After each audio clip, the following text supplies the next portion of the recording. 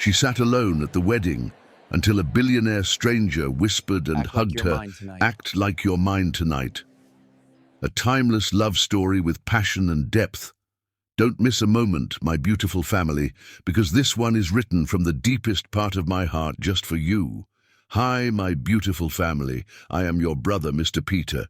May the Almighty, the keeper of love, hold you tenderly tonight and forever. May every woman here walk with grace, dignity, and a heart too strong to be broken.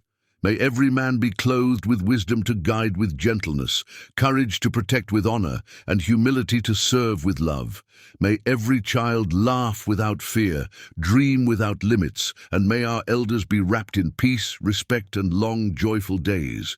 May sorrow turn into melody, trials into triumph, and every silent night into a sunrise filled with hope.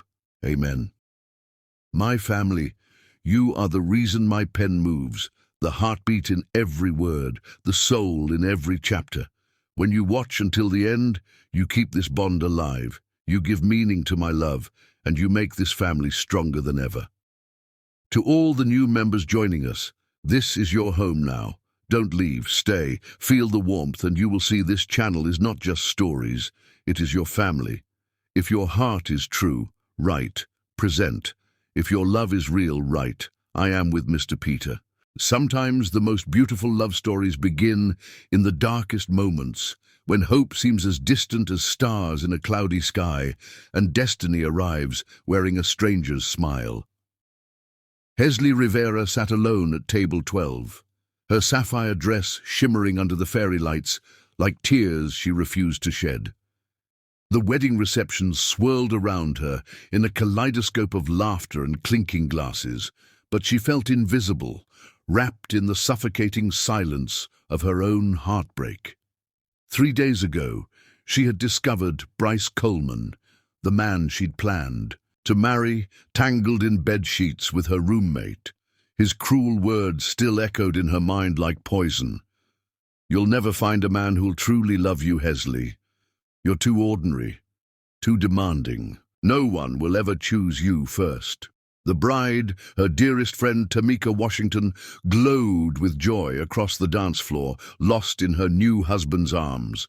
Hesley forced a smile whenever Tamika glanced her way, determined not to let her personal devastation shadow this perfect day. But inside, she felt as fragile as glass, one sympathetic look away from shattering completely. She traced the rim of her untouched champagne glass, watching the golden bubbles rise and burst like tiny dreams meeting reality.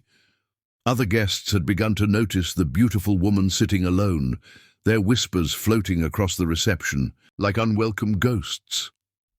"Poor thing," she heard someone murmur. "Tamika said her boyfriend left her for her roommate." The words stung deeper than any physical wound. But what Hesley didn't know was that across the room, a pair of warm brown eyes had been watching her for the past 20 minutes, and their owner was about to change her life forever. Across the elegant ballroom of the Detroit Marriott, Jesse Owens adjusted his charcoal suit jacket and surveyed the celebration with tired eyes. At 38, he had attended countless weddings, always the successful bachelor friend who brought expensive gifts and polite conversation. Tonight, however, felt different. His business partner, Camden Hayes, had dragged him here after months of hermit-like behavior following his explosive breakup with Peyton Mills. "You need to remember how to be around people again," Camden had insisted. Jesse's gaze swept across the room and stopped abruptly when it landed on her. The woman in sapphire sat with perfect posture, despite the sadness that seemed to emanate from her like heat from a flame. Her dark skin glowed luminous under the soft lighting, and her natural hair was swept into an elegant updo that revealed the graceful curve of her neck. But it wasn't her beauty that captivated him, it was the quiet dignity with which she bore her obvious pain. He watched as other guests glanced her way with pity, and something protective stirred in his chest, surprising him with its intensity. Jesse had built a multi-billion-dollar company by making calculated decisions, felt his feet moving toward her before his brain could analyze the impulse. "Excuse me," he said, approaching her table with 2 fresh glasses of champagne. His voice was warm honey over gravel, distinctly masculine yet gentle. "I'm Jesse, and I'm about to ask you a huge favor." Hesley looked up, startled. Warm brown eyes met hers, and she felt her breath catch. The man standing before her was devastatingly handsome in an understated way. Tall and lean, with sandy brown hair that looked like he'd run his fingers through it, strong jawline softened by kind eyes, and an easy smile that seemed genuinely concerned rather than predatory. "I know this sounds crazy," Jesse continued, settling into the chair beside her without invitation. "But my ex-fiancé just walked in with my former business partner who tried to steal my company 2 years ago. They're headed this way, and honestly, I could use someone to help me save face." He leaned closer, his cologne a subtle blend of cedar and something uniquely him. "Would you mind acting like you're mine tonight? Just until they move along." The request was so unexpected, so different from the pity she'd been receiving all evening, that Hesley felt the first genuine spark of interest she'd experienced in days. "You want me to pretend to be your date?" "More than that," Jesse said, his eyes twinkling with mischief. "I want you to help me show them that I've moved on to someone absolutely extraordinary." Before Hesley could respond, Jesse stood and extended his hand. "Dance with me?" The opening notes of "At Last" by Etta James filled the air, and despite every rational thought screaming at her to decline, Hesley found herself placing her hand in his. His fingers closed around hers with surprising warmth, and he led her onto the dance floor with confident grace. Jesse's hand settled at the small of her back, sending unexpected shivers through her body. He moved with natural rhythm, guiding her effortlessly around the floor as if they'd been dancing together for years. "So what's your story?" he murmured against her ear. "Why is someone as beautiful as you sitting alone at a wedding?" "Same reason you're asking strangers to pretend to be your girlfriend," Hesley replied with unexpected sass. "Sometimes the people we trust most are the ones who hurt us deepest." Jesse pulled back to study her face, seeing the pain she tried to hide behind humor. "I'm sorry," he said simply. "Whatever happened, I'm sorry." The sincerity in his voice nearly undid her carefully constructed composure. When was the last time someone had looked at her like she mattered? When had anyone ever apologized for pain they hadn't caused? As the song continued, other dancers seemed to fade away. Jesse spun her gracefully, and when she came back into his arms, they were closer than before. His thumb traced small circles on her back, and she found herself studying the strong line of his jaw, the way his eyes crinkled when he smiled. "You know," Jesse said as the song drew to a close, "this started as an act, but I'm not sure I'm pretending anymore." Hesley's heart hammered against her ribs. "Jesse!" "One more dance?" he asked as My Girl began to play. "I promised no more favors. Just one more dance, because I can't bear the thought of letting you go back to sitting alone." As Jesse twirled her under the twinkling lights, Hesley felt something she hadn't experienced in years, the intoxicating possibility that maybe, just maybe, she was worth choosing after all. But could she trust this feeling, or was she simply falling for another beautiful lie? Chapter 2. Coffee and Soul Connections. The most dangerous conversations are the ones that happen in the quiet hours after midnight, when defenses crumble. Like sugar in rain, and hearts reveal secrets they've kept locked away for years. Jesse couldn't let the night end. As the wedding reception wound down and guests began filtering out into the cool Detroit evening, he found himself unwilling to say goodbye to the woman who had transformed his rescue mission into something that felt remarkably like destiny. "There's a little place down by the riverfront that makes the best coffee in the city," he said, helping Hesley with her wrap. "Would you be interested in continuing this conversation somewhere quieter?" Hesley hesitated, her grandmother's warnings about strange men echoing in her mind. But something about Jesse felt different, safe in a way that had nothing to do with his obvious wealth or status. Maybe it was how he'd looked at her during their dances, not with the hungry desperation she'd grown accustomed to from men, but with genuine curiosity and respect. "I should probably go home," she said, though her voice lacked conviction. "Should probably," Jesse repeated with a smile that made her stomach flutter. "But do you want to?" The honesty of the question surprised her. When had anyone cared what she actually wanted rather than what she should do? "Yes," she admitted, "I want to." River's Edge Cafe sat tucked between renovated warehouses, its large windows offering a perfect view of the Detroit River. At 1 in the morning, they were the only customers, and the young barista seemed more interested in his philosophy textbook than their presence. Jesse ordered them both coffee and claimed a corner table by the windows, where city lights danced on the dark water like scattered diamonds. "So," Hesley said, wrapping her hands around the warm mug, "what's the real story? Why did you need rescuing from your ex-fiancé?" Jesse leaned back in his chair, studying her face in the soft cafe lighting. She looked different now, more relaxed, her guard slightly lowered. The vulnerability he'd sensed at the wedding was still there, but so was a spark of curiosity that made her eyes shine. "Peyton Mills," he said simply. "We were engaged for 8 months. I thought she loved me, but it turns out she loved the idea of being married to a billionaire more than she loved the man." "How did you find out?" "She told me." Jesse's laugh held no humor. 2 weeks before our wedding, she sat me down and explained that she'd been seeing my business partner Marcus behind my back. Apparently, they'd fallen in love, but she was willing to marry me anyway because I could provide better financial security. Hesley winced. She actually said that. Word for word, she seemed genuinely confused when I called off the engagement, like she was doing me a favor by being honest about using me. Jesse shook his head. The kicker was, she kept the ring and sold it, used the money for her honeymoon with Marcus. "I'm sorry," Hesley said softly.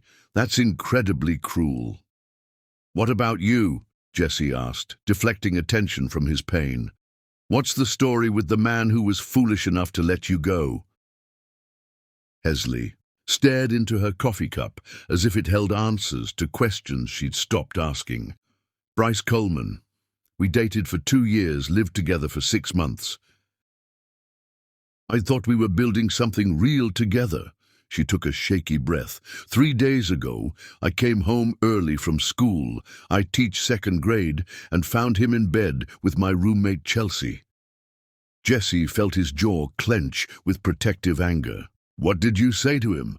"Nothing at first. I was so shocked I just stood there like an idiot. But then he jumped up and started explaining how it wasn't what it looked like, how Chelsea had seduced him, how sorry he was." Hesley's voice grew stronger, tinged with anger. "So I packed my things and left. That's when he showed his true colors." "What did he say?" "That I was fooling myself if I thought any man would ever really choose me, that I was too ordinary, too demanding, too—" She struggled with the words. "Too much work for what I had to offer." Jesse felt something dangerous rise in his chest. "He said that to you?" "Among other things." Hesley managed a bitter smile. "Apparently I was holding him back from finding someone more exciting, more adventurous, someone who didn't expect commitment and faithfulness." "Hesley." Jesse reached across the table and covered her hand with his. "That man is an idiot." She looked up, surprised by the intensity in his voice. "You don't know me." "I know enough." I know you're beautiful, inside and out. I know you're kind. You agreed to help a stranger without asking what was in it for you. I know you're strong. You're sitting here having coffee with me instead of hiding at home feeling sorry for yourself. I know you have grace under pressure and a smile that could stop traffic. His thumb traced over her knuckles. Any man who can't see your worth doesn't deserve you. Hesley felt tears prick her eyes. When was the last time someone had spoken to her like this? You're just being nice. I'm being honest. There's a difference. They talked until dawn painted the sky soft pink over the Detroit skyline. Jesse told her about building his tech company from nothing, about the loneliness of success when you had no one to share it with. When he tried to impress her by ordering in French, he confidently told the barista, Je voudrais une salle de bain avec crème supplémentaire, s'il vous plaît. The teenage barista blinked in confusion before Hesley burst into laughter. You just ordered a bathroom with extra cream, she gasped between giggles. Jesse's face turned red as he realized his mistake, but Hesley's genuine laughter made the embarrassment worthwhile. I was trying to say coffee with extra cream, he admitted sheepishly. Well, you definitely made an impression, Hesley said, wiping tears from her eyes. Hesley shared her dreams of writing children's books, her love for her students, her close relationship with her grandmother who had raised her after her parents died in a car accident when she was 12. Your grandmother sounds amazing, Jesse said, as they finally prepared to leave. She is. She always says that the right person will love you not despite your flaws, but because of them. That real love sees the broken pieces and thinks they make a beautiful mosaic. Hesley smiled. I used to believe that. Used to? And it's hard to maintain that kind of faith when everyone who's supposed to love you keeps proving it wrong. Jessie walked her to her car in the parking lot, neither wanting the night to end. The morning air was crisp with the promise of autumn, and the first commuters were beginning to make their way into the city. Hesley, Jessie said as they reached her small Honda Civic, I know this might sound crazy, but I'd like to see you again. Not for pretense, not for any favor, just because I haven't felt this connected to someone in, well, ever. She turned to face him, searching his eyes for any sign of deception. All she saw was honesty and hope, tinged with a vulnerability that made her chest tighten. I'd like that too. Tomorrow? He asked eagerly, then caught himself. I mean, today, later today, Sunday. Hesley laughed, and the sound was like music, in the morning stillness. What did you have in mind? Jessie grinned, and she noticed for the first time how boyish he looked when he was truly happy. Leave that to me, I'll pick you up at 10. As Hesley drove home through the quiet Detroit streets, she couldn't stop smiling. For the first time in days, she felt something other than heartbreak filling her chest. It was dangerous, this feeling, of hope, but as the sun rose higher in the sky, she decided that maybe dangerous was exactly what she needed. But neither of them noticed the black sedan that had been following them since they left the cafe, or the woman inside taking photos through tinted windows. Chapter 3. Sunday Morning Magic and First Passionate Kiss. There are mornings that arrive like gentle whispers, carrying the promise of magic in their soft light. And Sunday mornings, spent with the right person, can heal wounds you didn't even know were bleeding. Jesse stood outside Hesley's apartment building at exactly 10 o'clock, his arms full of fresh flowers and a bag of groceries, his heart hammering like a teenager on his first date.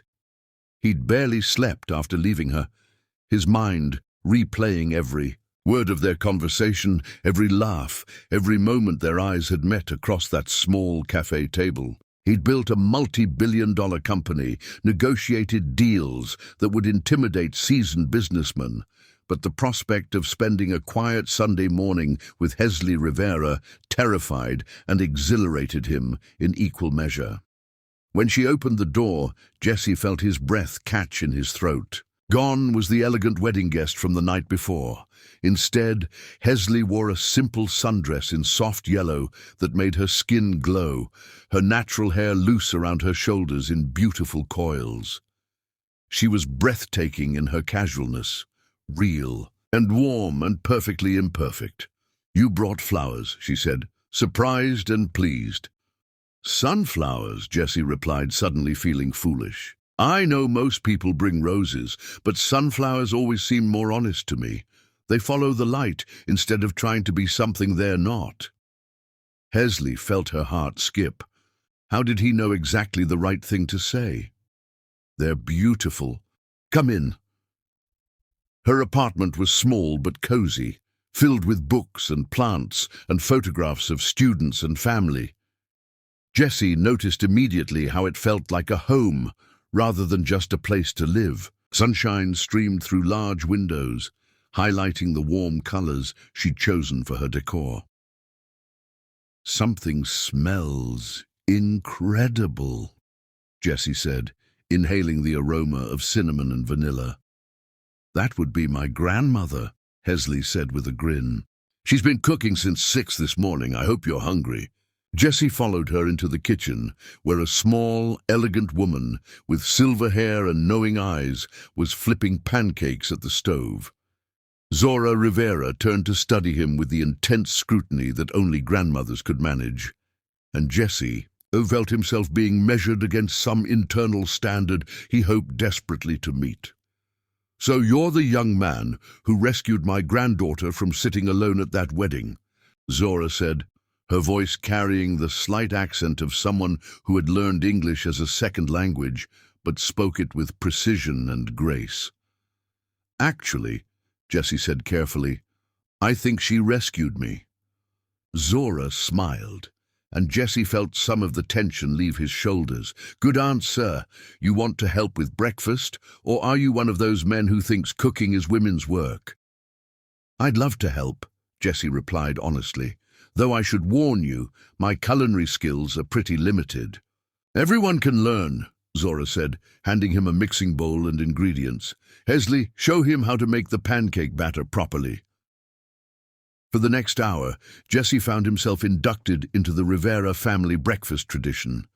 Hesley stood close, beside him, guiding his hands as he mixed the batter, her shoulder brushing against his arm as she reached for ingredients. The simple intimacy of cooking together felt more romantic than any expensive restaurant dinner he'd ever experienced. "Not too much," Hesley warned as he added vanilla extract.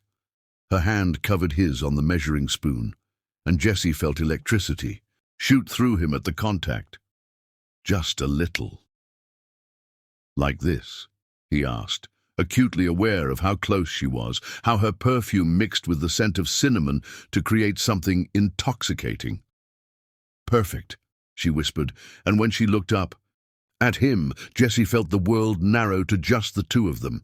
They were interrupted by Zora, clearing her throat pointedly. "The griddle's ready," she announced with barely concealed amusement. As they cooked together, Jesse listened to Hesley and her grandmother's easy banter, learning pieces of their history through casual conversation. He discovered that Zora had immigrated from Cuba as a young woman, that she'd raised Hesley after her parents' death with a combination of fierce love and practical wisdom. He learned that Sunday morning pancakes were a tradition that had started when Hesley was 12 and grieving, a way for her grandmother to make their new life together feel like home.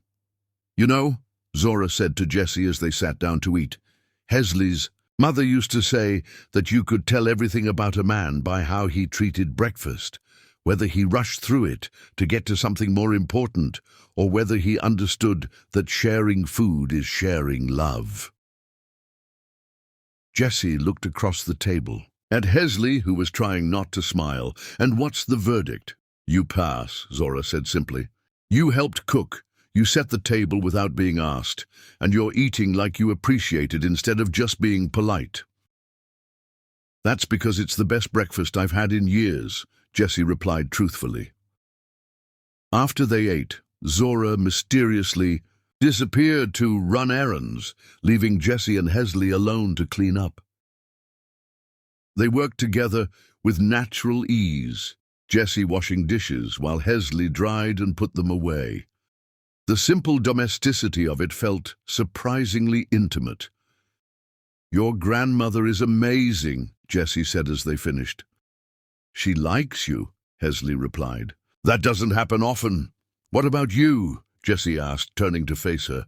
They were standing close in the small kitchen, and he could see flecks of gold in her dark eyes. "Do you like me?" Hesley felt her breath catch. "I think I do," she said softly. "That scares me." "Why?" "Because the last time I let myself like someone, it ended with me sitting alone at a wedding feeling like I wasn't worth choosing."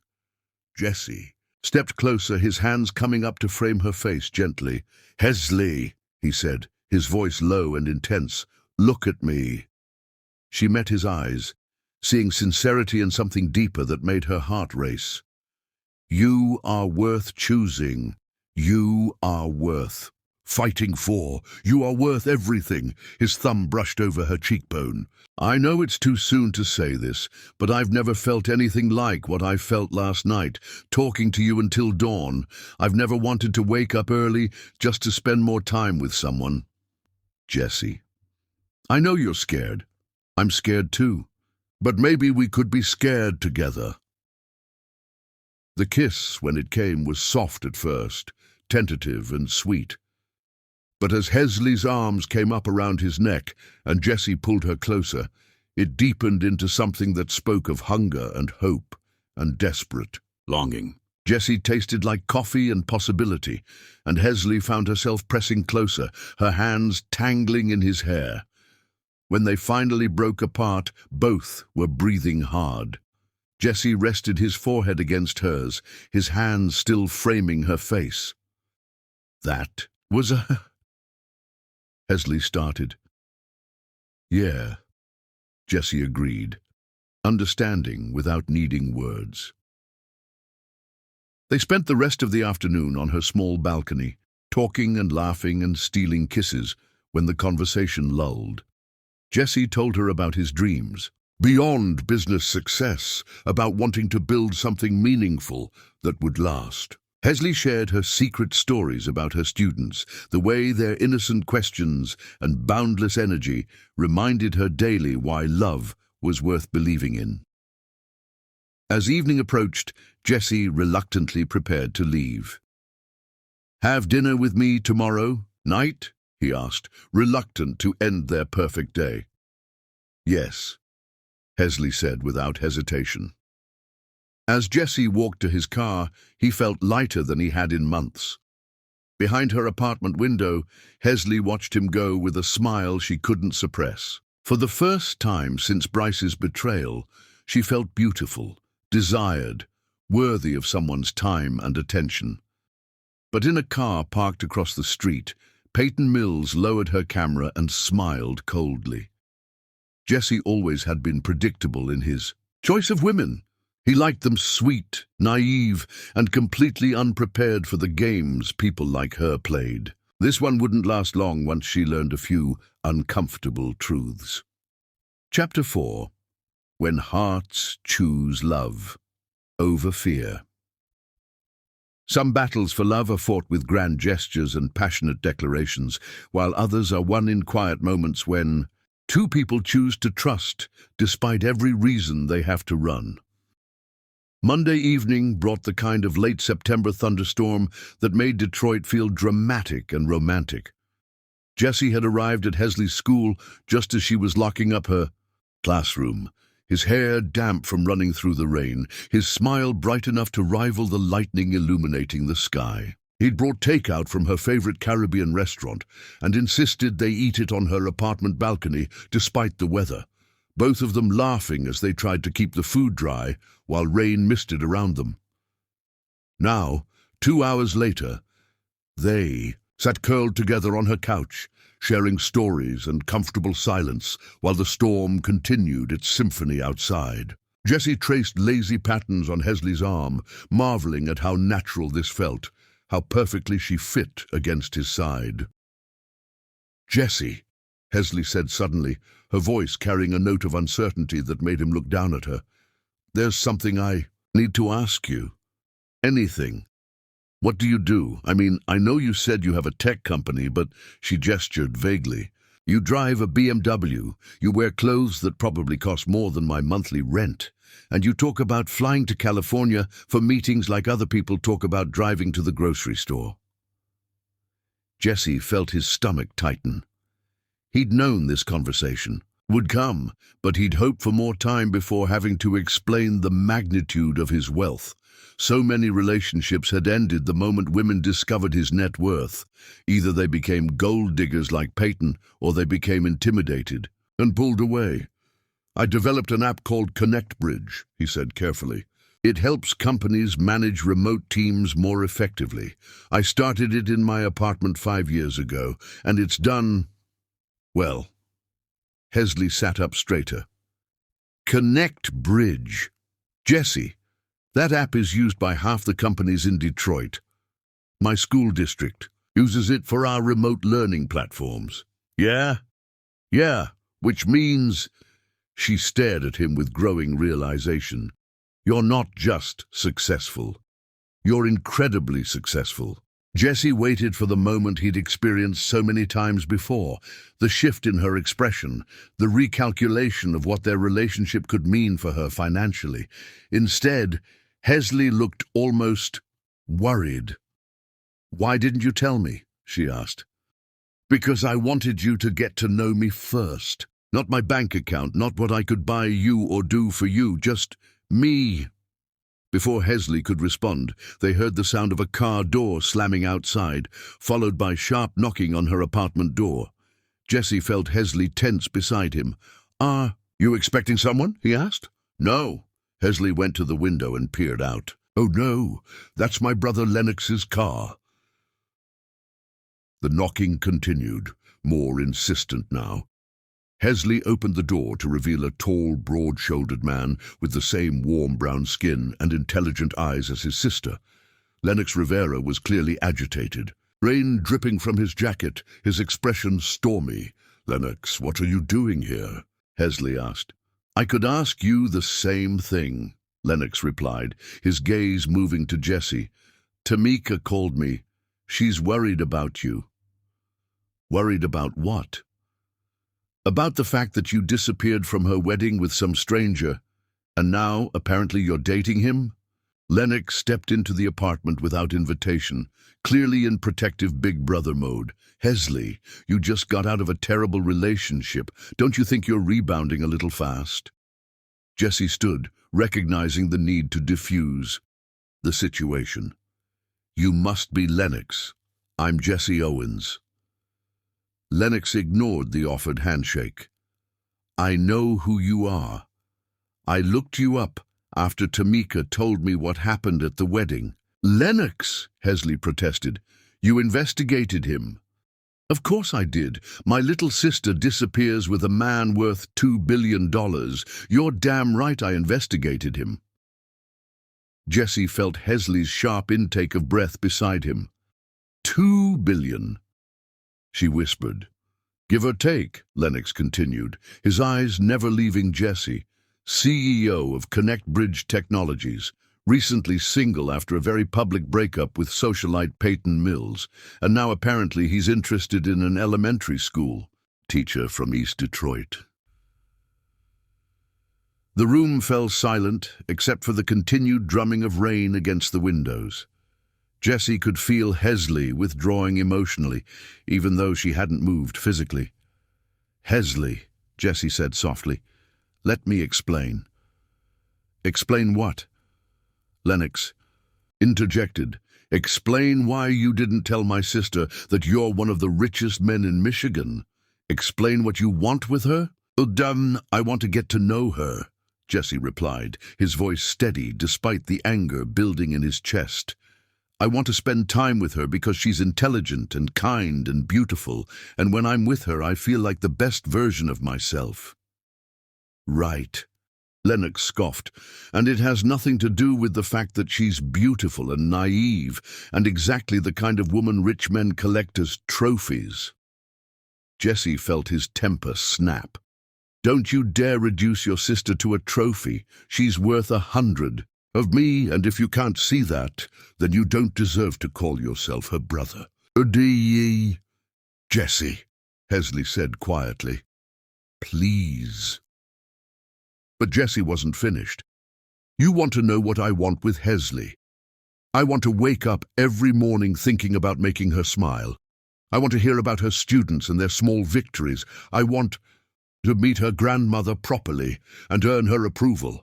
I want to build something real with the most genuine person I've ever met." The passion in his voice seemed to surprise both Rivera siblings. Lennox crossed his arms, still skeptical but no longer openly hostile. "And what happens when you get bored?" Lennox asked. "When the novelty wears off and you remember that you can have any woman you want?" Jesse looked directly at Hesley as he answered, "Then I'll be an idiot who lost the best thing that ever happened to him.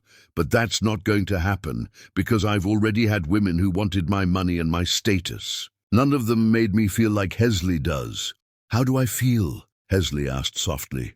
Jesse turned to face her fully, his eyes intense with sincerity.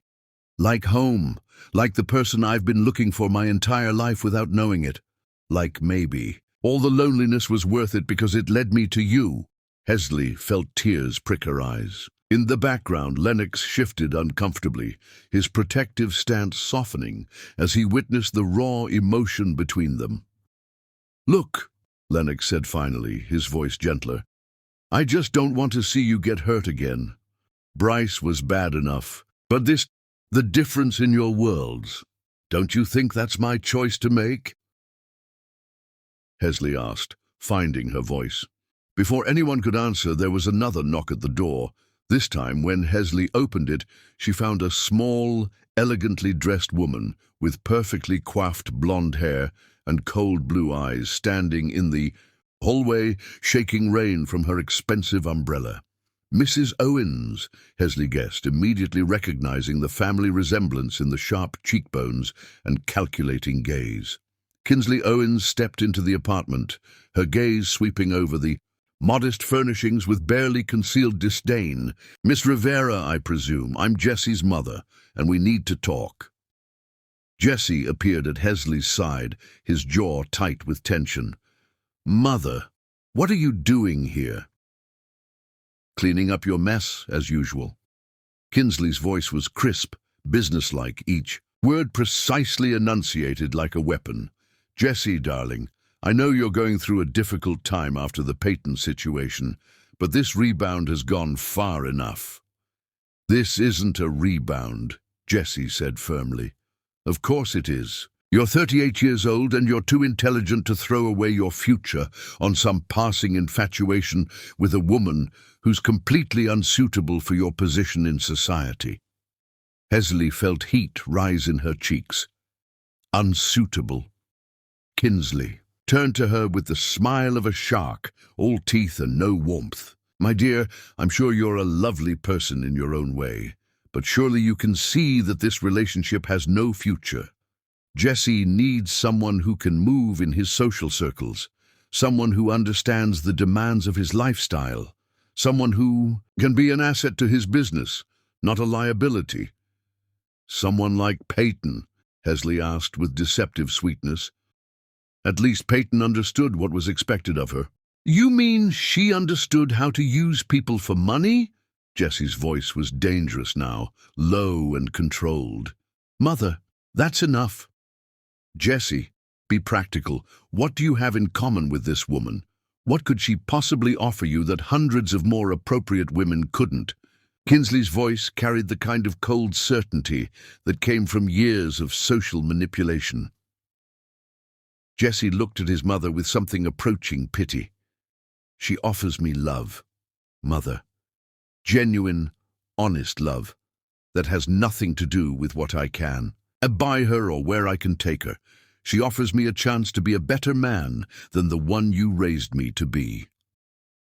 Earlier that evening, Jesse had attempted to win Kinsley's approval by learning to make Hesley's favorite empanadas from a YouTube tutorial. He'd spent 2 hours in Hesley's kitchen, flour everywhere, trying to fold the dough properly, while Hesley offered gentle guidance. "Maybe a little less filling," she'd suggested diplomatically, as Jesse overstuffed another one. When he proudly put them in the oven, he'd set the temperature too high in his eagerness to impress his mother quickly. The smoke alarm shrieked through the apartment building, and Jessie frantically waved a dish towel while Hesley opened windows. "Well," she'd laughed as they stared at the charred remains, "your mother will definitely remember this dinner." The memory of their shared laughter felt precious now, in the face of his mother's cold disapproval. "And what about children?" Kinsley continued relentlessly. "Have you thought about the future? About what your children will look like? About how they'll fit into our world?" The implication hung in the air like poison. Hesley felt her chest tighten with a familiar pain. She'd heard variations of this her entire life, the subtle and not-so-subtle suggestions that her blackness made her somehow less than, unsuitable for certain spaces and certain people. "Stop." Jesse's voice cut through the air like a blade, sharp enough to make everyone in the room flinch. "If you finish that thought, if you say one more word that suggests there's anything wrong with the woman I love because of the color of her skin, you will never see me again."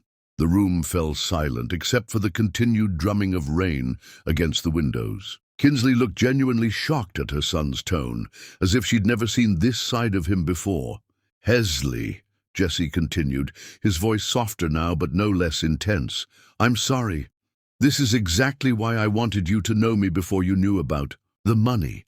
Because of people like this, who think wealth gives them the right to judge others, who think success means you can only love people who look like you or come from your world." Hesley looked around the room, at Lennox, protective but uncertain, at Kinsley, beautiful and cold and calculating, at Jesse, standing between her and his mother like a shield.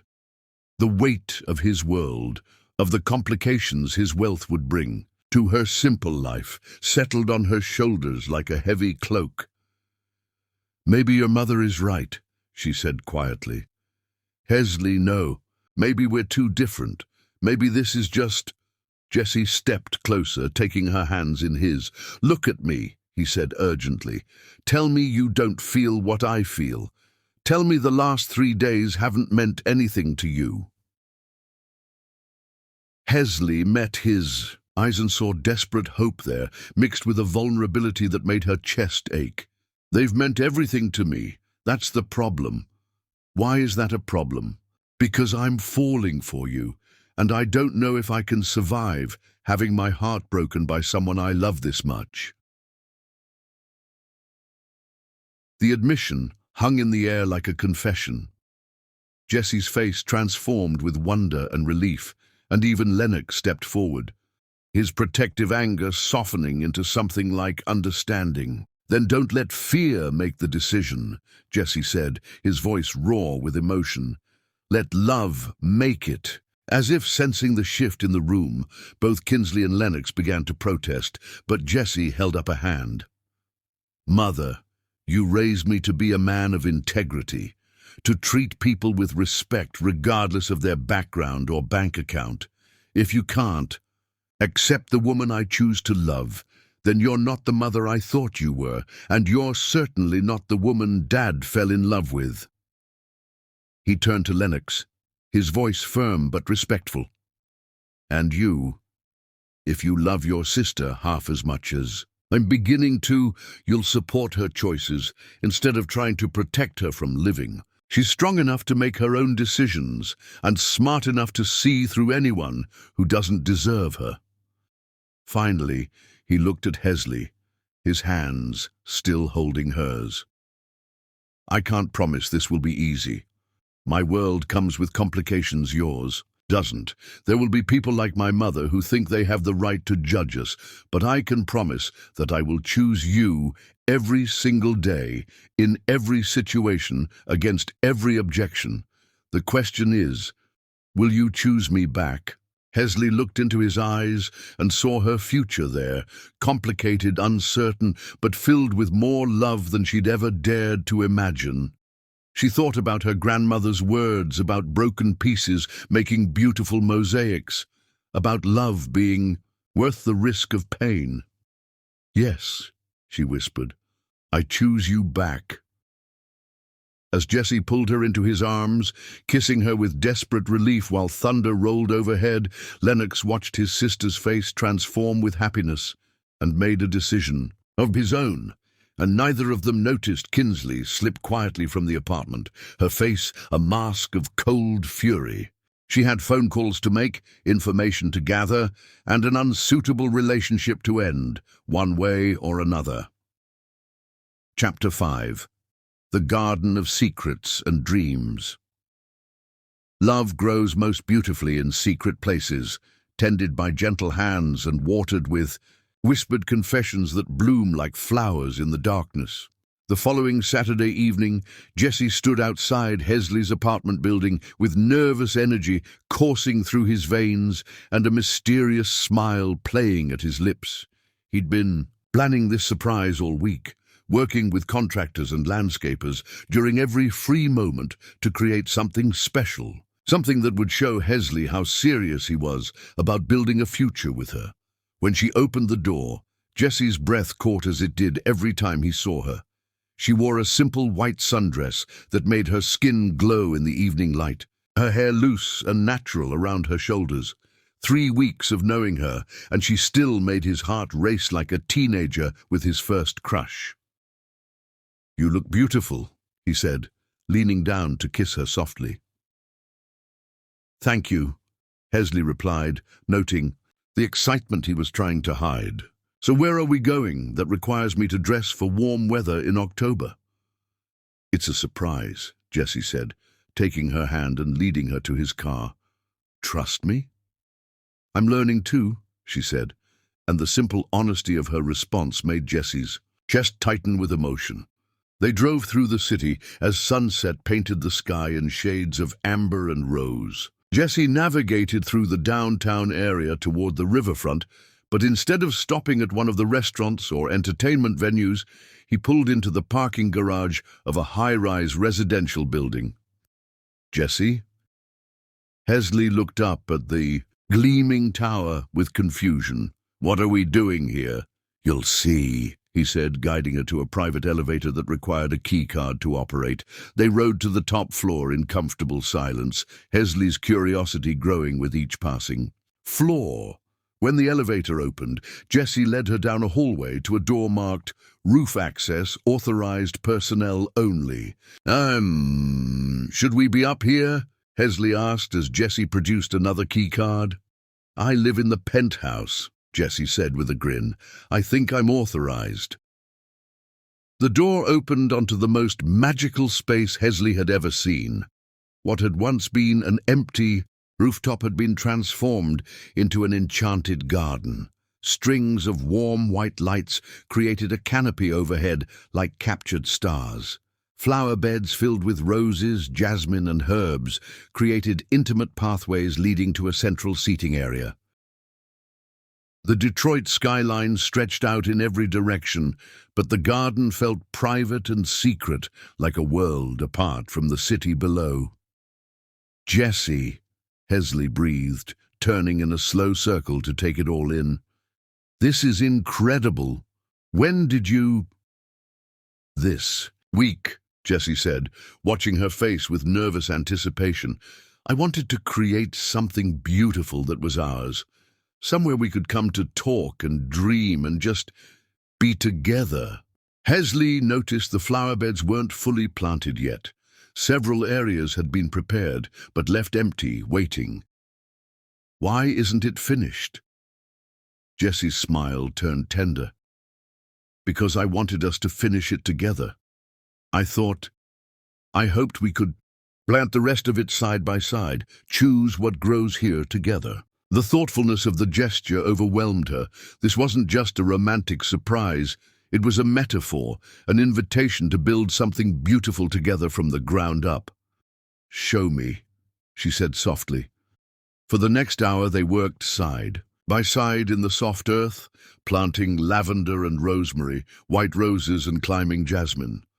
Jessie had thought of everything: gardening gloves, tools, a small watering can. As they planted, they talked about their dreams and fears, their voices mixing with the gentle sounds of the city below. "I used to help my grandmother in her garden," Hesley said as she carefully positioned a rose bush. "After my parents died, it was one of the ways we bonded. She said gardens teach you about hope. You plant something small and trust it will grow into something beautiful." Jessie paused in his planting of herbs to watch her. "What else did she teach you?" "That love is like gardening too. It requires patience, attention, and faith that even when things look dead in winter, spring always comes." Hesley looked up at him, her hands dirty with soil.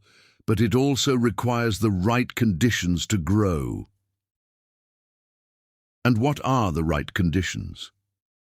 "Trust, honesty, the willingness to tend to each other even when it's hard work." Jessie set down his tools and moved closer to her. "Hesley, there's something I need to tell you, something about why I wanted to create this place with you." Her heart skipped with anxiety. "What is it?" Jessie took her hands, not caring about the dirt. "I've never felt about anyone the way I feel about you.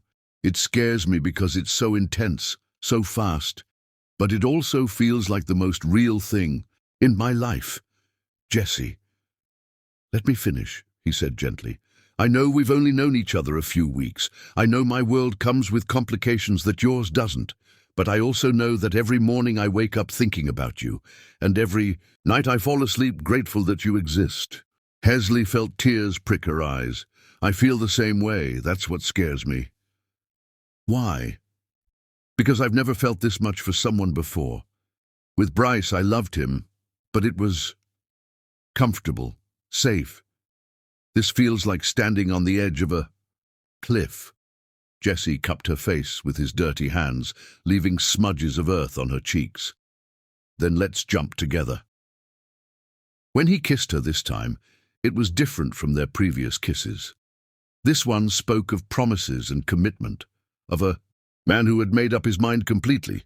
Hesley kissed him back with equal intensity, her arms coming up around his neck as she pressed closer to him. They moved from the flower beds to the comfortable seating area Jessie had created, a collection of outdoor furniture arranged to take advantage of the view. As the city lights began to twinkle below them, they settled together on the outdoor couch, Hesley curled against Jessie's side. "Tell me about your family," Jessie said, his fingers tracing patterns on her arm. "Besides your grandmother and Lennox." "There's not much family left," Hesley said. "My parents were everything to each other, high school sweethearts who built this beautiful life together. When they died, it felt like the universe had made some cosmic mistake. Two people who loved each other that much weren't supposed to be taken away so young. How old were you?" 12. Old enough to understand that they were gone, but young enough to still believe that if I was good enough, maybe they'd come back. Hesley's voice grew soft. "My grandmother always said they're still together somewhere, still loving each other. I used to think that was beautiful. Now I wonder if it's worth it, loving someone so much that losing them destroys you." Jessie tightened his arms around her. "Is that why you're scared of us?" "Partly. My parents' love was epic, but it was also fragile. One car accident and it was over. Everything they'd built together finished."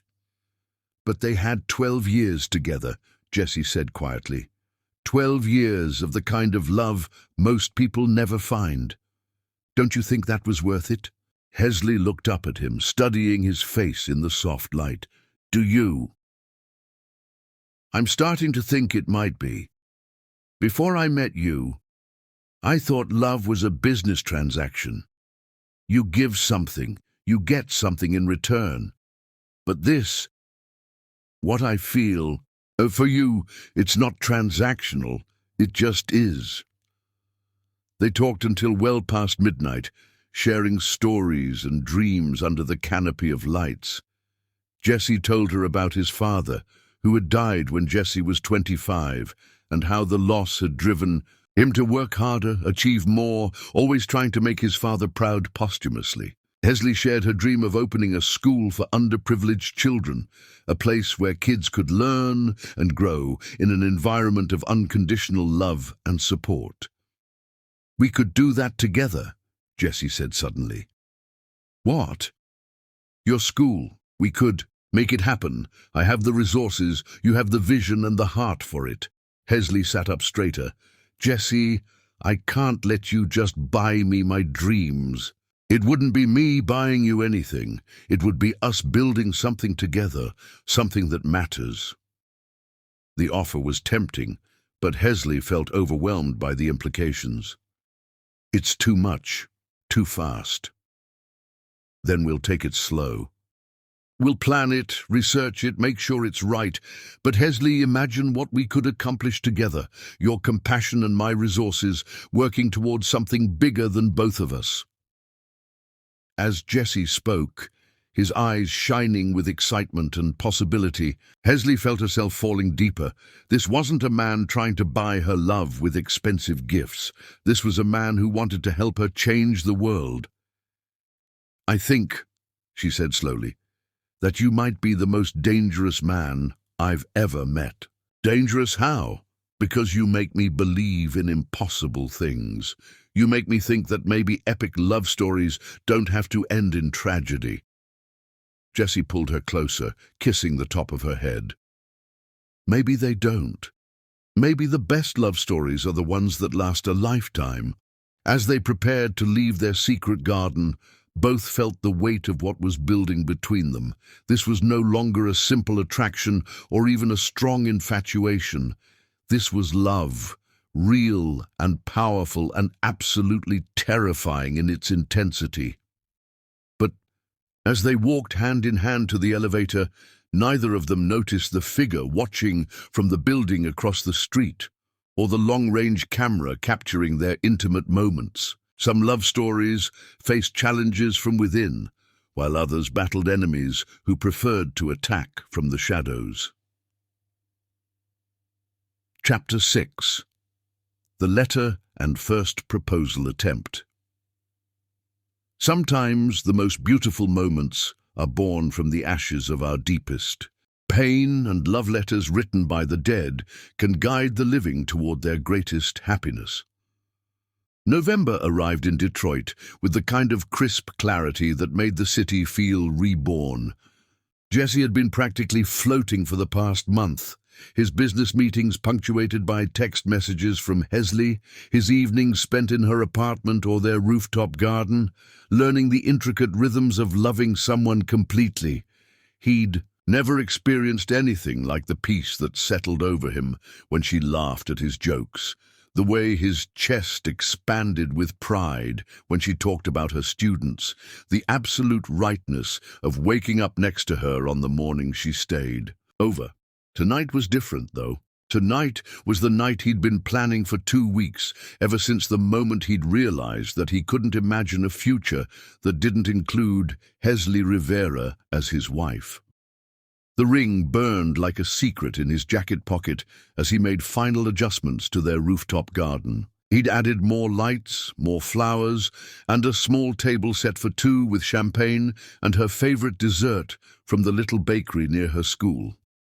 Every detail had been planned to perfection, from the playlist of songs that had meaning for them, to the specific spot where he planned to drop to one knee. At 7:30, exactly on time, Jesse heard the elevator opening. His heart hammered as Hesley stepped onto the rooftop, her face lighting up with delight at the romantic scene he'd created. "Jesse," she said, that soft smile he loved spreading across her features. "What's all this?" "This," he said, taking her hands and pulling her close, is me being grateful that I have something beautiful to celebrate. What are we celebrating?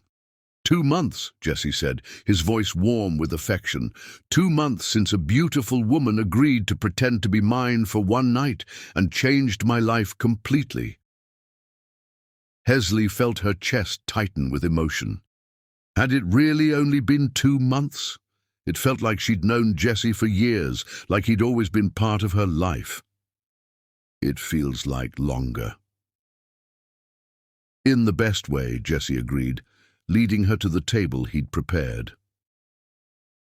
They ate dinner slowly, savoring both the food and each other's company.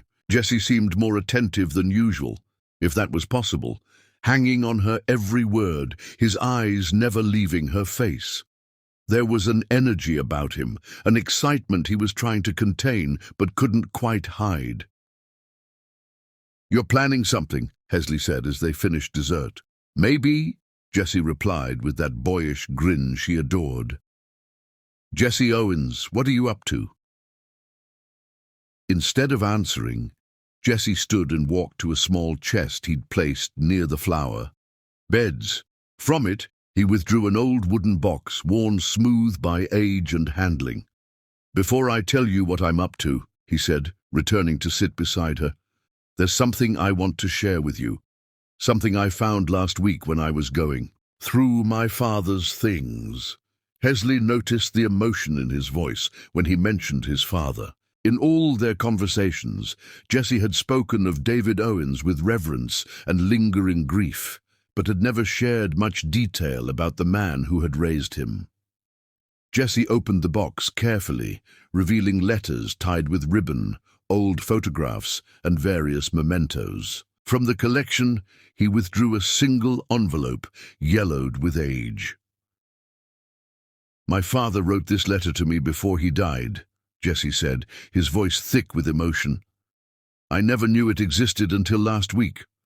My mother had hidden it with his things, probably thinking it would be too painful for me to read." "Jesse, are you sure you want to share this with me?" "I've never been more sure of anything." He carefully unfolded the letter, the paper crackling slightly. He wrote it when the doctors told him he only had a few weeks left. Jesse cleared his throat and began to read, his father's words carrying across the quiet rooftop. "My dear son, if you're reading this, then I've gone on to whatever comes next, and I hope I've left you prepared for the life ahead of you. I know I pushed you hard, maybe too hard sometimes, to achieve and succeed. But what I really wanted was for you to find what your mother and I found together, a love that makes you better than you ever thought you could be. Success in business means nothing if you come home to an empty house. Money means nothing if you have no one to share your dreams with. I made many mistakes in my life, Jesse, but loving your mother completely and without reservation was not one of them. Every day I chose her was a day I chose joy. Someday, if you're lucky, you'll meet a woman who changes the very air you breathe, who makes you understand that everything before her was just practice for the real thing. When that happens, and you'll know it when it does, don't let pride or fear or other people's opinions keep you from claiming that love. Be brave enough to love completely, son. It's the only thing that matters in the end." Jesse's voice broke slightly on the last words. He looked up to find Hesley watching him with tears streaming down her cheeks. "Hesley," he said, setting the letter aside and taking her hands, "I found that letter the same day I realized I wanted to marry you. The same day I knew that you were the woman my father was talking about, the one who changes the very air I breathe." Hesley's heart stopped. "Jesse." He slid from his chair onto one knee, withdrawing the ring box from his pocket with hands that trembled slightly. "Hesley Rivera, you have made me braver and kinder and more myself than I've ever been. You've shown me what it means to love someone not for what they can give you, but for who they are when no one else is watching." The ring was perfect, a Simple solitaire that caught the light from their garden lights and sparkled like captured starlight. Not ostentatious or massive, but elegant and timeless and utterly right. "Will you marry me?" Jesse asked, his voice raw with hope and vulnerability. "Will you build a life with me, and dream with me, and love me even when I'm difficult and stubborn and completely impossible?" Hesley stared down at him, this beautiful man who had stormed into her life and turned everything upside down in the best possible way. Her heart was screaming yes, every fiber of her being singing with joy at the thought of being his wife. But as she opened her mouth to accept, a voice called out from the elevator area. "Well, isn't this romantic?" Both Jesse and Hesley turned to see Peyton Mills emerging from the elevator, her blonde hair perfect despite the November wind, her smile sharp as a blade. She wore a designer coat that probably cost more than Hesley made in 3 months, and she moved with the confidence of a woman accustomed to getting her way. "Peyton," Jesse said, his voice flat with shock and anger. He rose slowly from his kneeling position, instinctively moving to place himself between his ex-fiancée and the woman he loved. "Hello, darling," Peyton said, her voice saccharine sweet. "I hope I'm not interrupting anything important." "How did you get up here?" Jesse demanded. "This requires a key card." Peyton held up a card with a triumphant smile. "I still had mine from when we were engaged. You really should be more careful about changing your access codes." Hesley felt the moment deflating around them like a punctured balloon. The magic of Jesse's proposal, the beauty of his father's letter, the perfect romance of the evening, all of it tainted by the presence of this woman who represented everything toxic about Jesse's past. "What do you want, Peyton?" Jesse asked, his voice dangerously quiet. "To talk to you. Privately." Peyton's gaze flicked dismissively to Hesley. "Some things are better discussed without an audience. There's nothing you could possibly have to say to me that Hesley can't hear." Peyton's smile widened, and Hesley felt a chill of foreboding. "Are you sure about that, Jesse? Because what I have to tell you is going to change everything." She paused dramatically, clearly savoring the moment. "I'm pregnant, darling. With your baby." The words hit like a physical blow. Hesley felt the blood drain from her face as Jesse went completely still beside her. "That's impossible," Jesse said finally. "Is it? We were together until 3 months ago, Jesse. These things happen, even when people are careful." Peyton placed a perfectly manicured hand over her still flat stomach. "I've been to the doctor. I have the test results if you'd like to see them." Hesley felt her world tilting sideways. 3 months ago. Right around the time she'd met Jesse. At the wedding, which meant, "I need to go," she said quietly, backing toward the elevator. "Hesley, wait," Jesse said desperately, reaching for her. "This doesn't change anything between us." "Doesn't it?" Hesley asked, her voice barely above. A whisper. "She's carrying your child, Jesse, your child. If she's even telling the truth—" "Oh, I'm telling the truth," Peyton interrupted, pulling out her phone to show them what appeared to be ultrasound images. 12 weeks along, due in late May. 12 weeks. The math was devastating. Hesley looked at Jesse, seeing her own shock and horror reflected in his eyes. "Congratulations," Hesley said, her voice hollow. She turned and walked toward the elevator with as much dignity as she could muster. "Hesley, please," Jesse called after her. "Don't leave. We can figure this out together." But Hesley was already stepping into the elevator, her vision blurred with tears she refused to let fall until she was alone. The last thing she saw before the doors closed was Jesse standing in their beautiful garden, the ring box still clutched in his hand, looking like a man whose world had just collapsed around him. As the elevator descended, carrying her away from the most beautiful moment of her life and toward what felt like the end of everything, Hesley couldn't help but think that maybe Bryce had been right after all. Maybe she really was the kind of woman who would never be chosen first, who would always come second to someone else's claim. But high above her, in a garden filled with flowers they had planted together, Jesse was making a very different calculation, one that involved private investigators, DNA tests, and the growing certainty that Peyton Mills was playing a very dangerous game with the wrong man's heart. Chapter 7. Truth in the Rain. Truth has a way of surfacing like flowers after winter snow, and sometimes the most beautiful reconciliations happen when two hearts refuse to let lies win over love. For 3 days, Jesse felt like he was drowning. 3 days since Peyton's bombshell announcement had destroyed what should have been the happiest moment of his life. 3 days since Hesley had walked away from him with devastation in her eyes and his engagement ring burning a hole in his pocket. 3 days of calling her constantly, only to have every call go straight to voicemail. 3 days of camping outside her school, her apartment, anywhere he thought she might appear, only to be met with silence. Camden had finally physically dragged him to his office on Wednesday morning, tired of watching his best friend and business partner fall apart over what he was convinced had to be some kind of elaborate lie. "Think about it logically," Camden said, setting a cup of coffee in front of Jesse that would probably go cold and untouched like all the others. "Peyton disappears for months after your breakup. She doesn't contact you, doesn't try to win you back, doesn't even acknowledge your existence. Then suddenly, the night you're planning to propose to someone else, she shows up claiming to be pregnant." Jesse stared out his office window at the Detroit skyline, barely registering his friend's words. Somewhere out there, Hesley was going through her days believing that he had gotten another woman pregnant while building a relationship with her. The thought made his chest feel like it was caving in.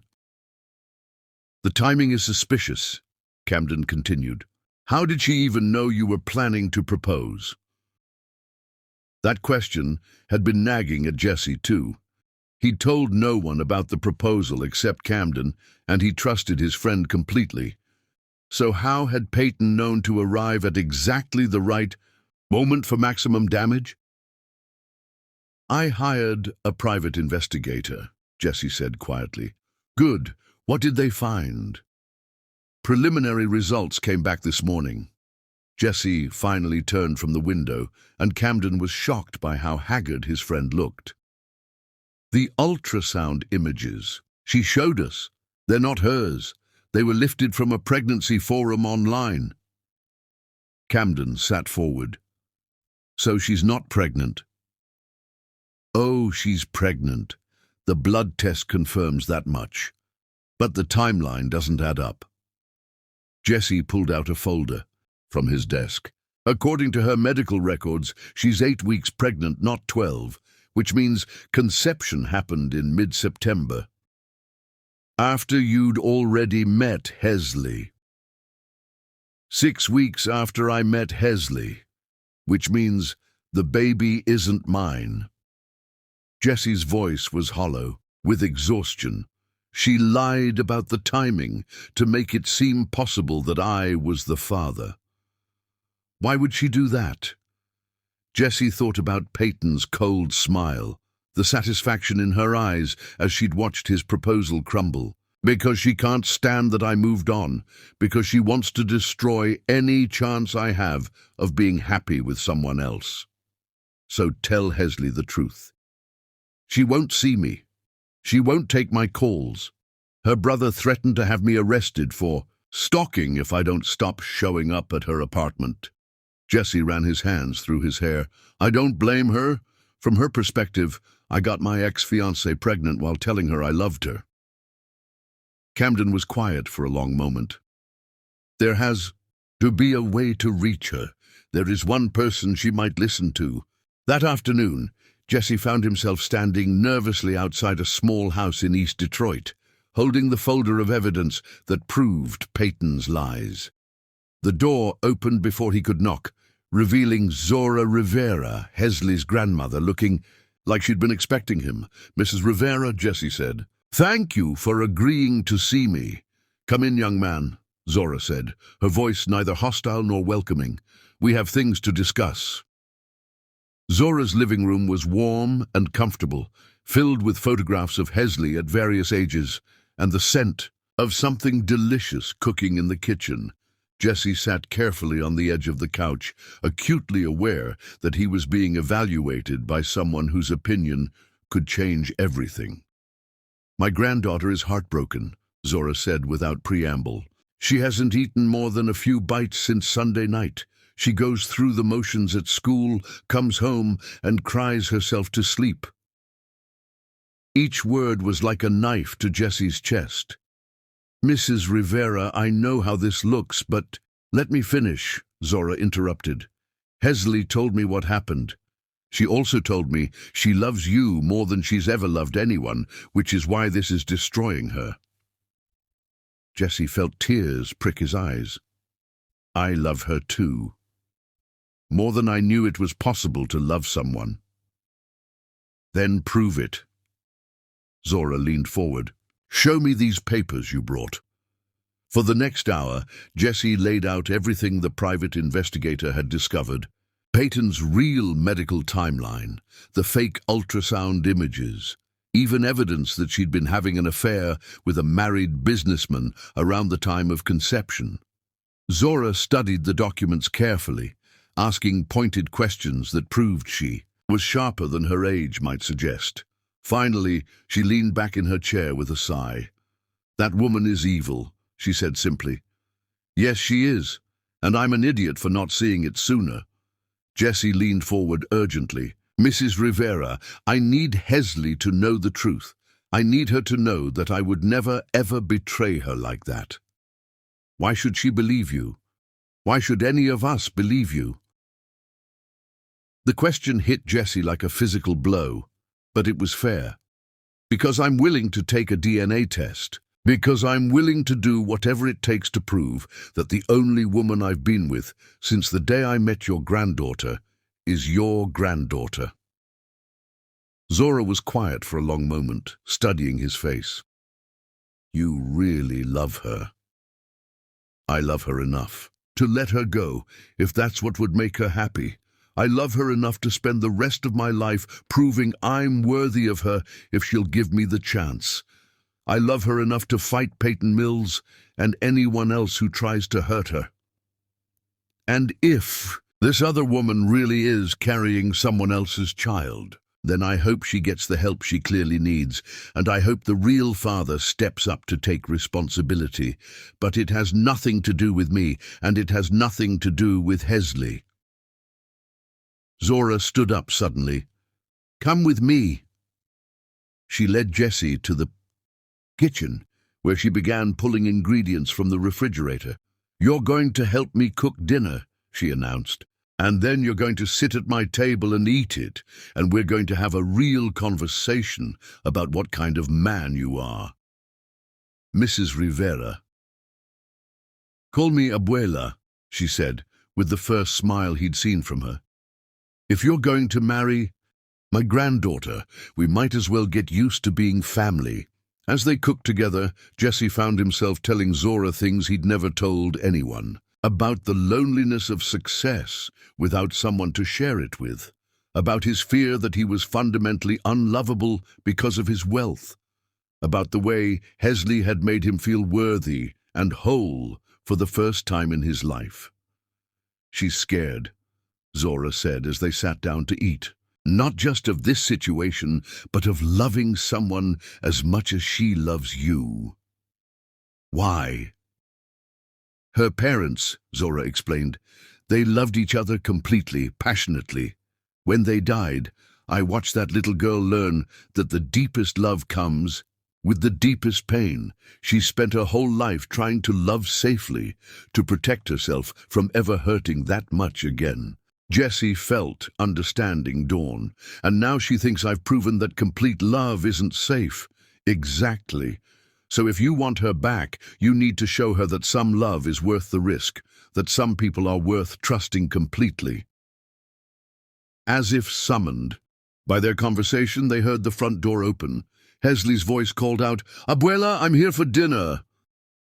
Jesse's heart stopped as footsteps approached the kitchen. When Hesley appeared in the doorway and saw him sitting at her grandmother's table, the color drained from her face. "What is he doing here?" she asked, her voice barely above a whisper. "He came to show me some papers," Zora said calmly. "Papers? You need to see." "I don't want to hear any more lies." Jesse stood slowly, his hands shaking. "Hesley, please, just give me 5 minutes to show you the truth." "The truth?" Hesley's voice broke. "The truth is that while you were telling me you loved me, you were sleeping with your ex-fiancé." "That's not what happened. That's not what happened at all." Thunder rumbled outside, and the first drops of rain began hitting the windows. Hesley looked at the papers on the table, at her grandmother's expectant face, at Jesse's desperate expression. "5 minutes," she said finally. Jesse quickly explained what the private investigator had found, showing her the evidence that proved Peyton had lied about the timing. He watched Hesley's face as understanding dawned, saw the moment hope began to war with the hurt in her eyes. "So she's pregnant, but not with your child," Hesley said slowly. "That's right. The baby was conceived weeks after we met, and I haven't been with Peyton since before I met you.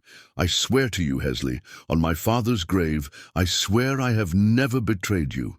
Hesley sank into a chair, the emotional whiplash overwhelming. Why would she do this? Because she's cruel. Because she can't stand that I found something real with you when what we had was fake.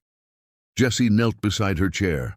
Because she knows that what we have is worth destroying. The rain outside intensified, drumming against the windows like nature's percussion section. Hesley looked at this man who had turned her world upside down, who had made her believe in epic love stories again, who had just proven that sometimes people were worth trusting completely. "I was so scared," she whispered. "I know. I'm sorry. I'm so sorry she put you through this.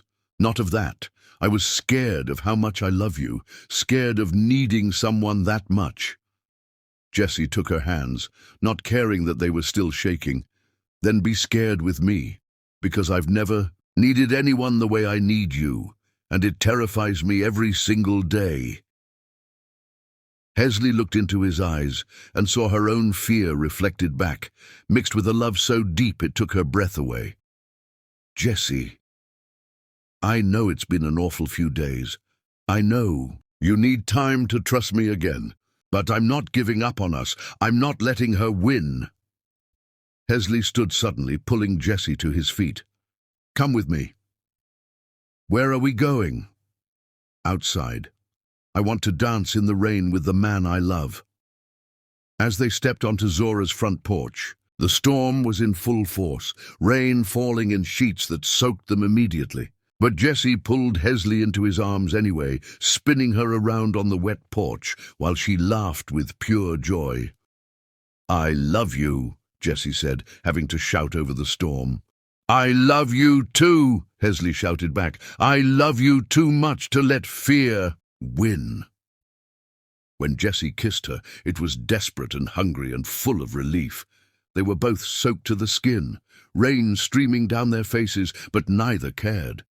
This was their storm, their reconciliation, their choice to trust love over fear. "Marry me," Jessie said against her lips. "Right here, right now in the rain. Marry me because life is short and love is rare, and I can't waste another minute not being your husband." "Yes," Hesley said without hesitation. "Yes, yes, yes." As thunder rolled overhead and lightning illuminated the sky, Jessie produced the ring he'd carried with him for 3 days, slipping it onto Hesley's finger while rain made everything sparkle like diamonds. Inside the house, Zora Rivera watched from the window and smiled, remembering another couple who had danced in the rain many years ago. Some love stories she knew were worth weathering any storm. Chapter 8. The greatest gift of forgiveness.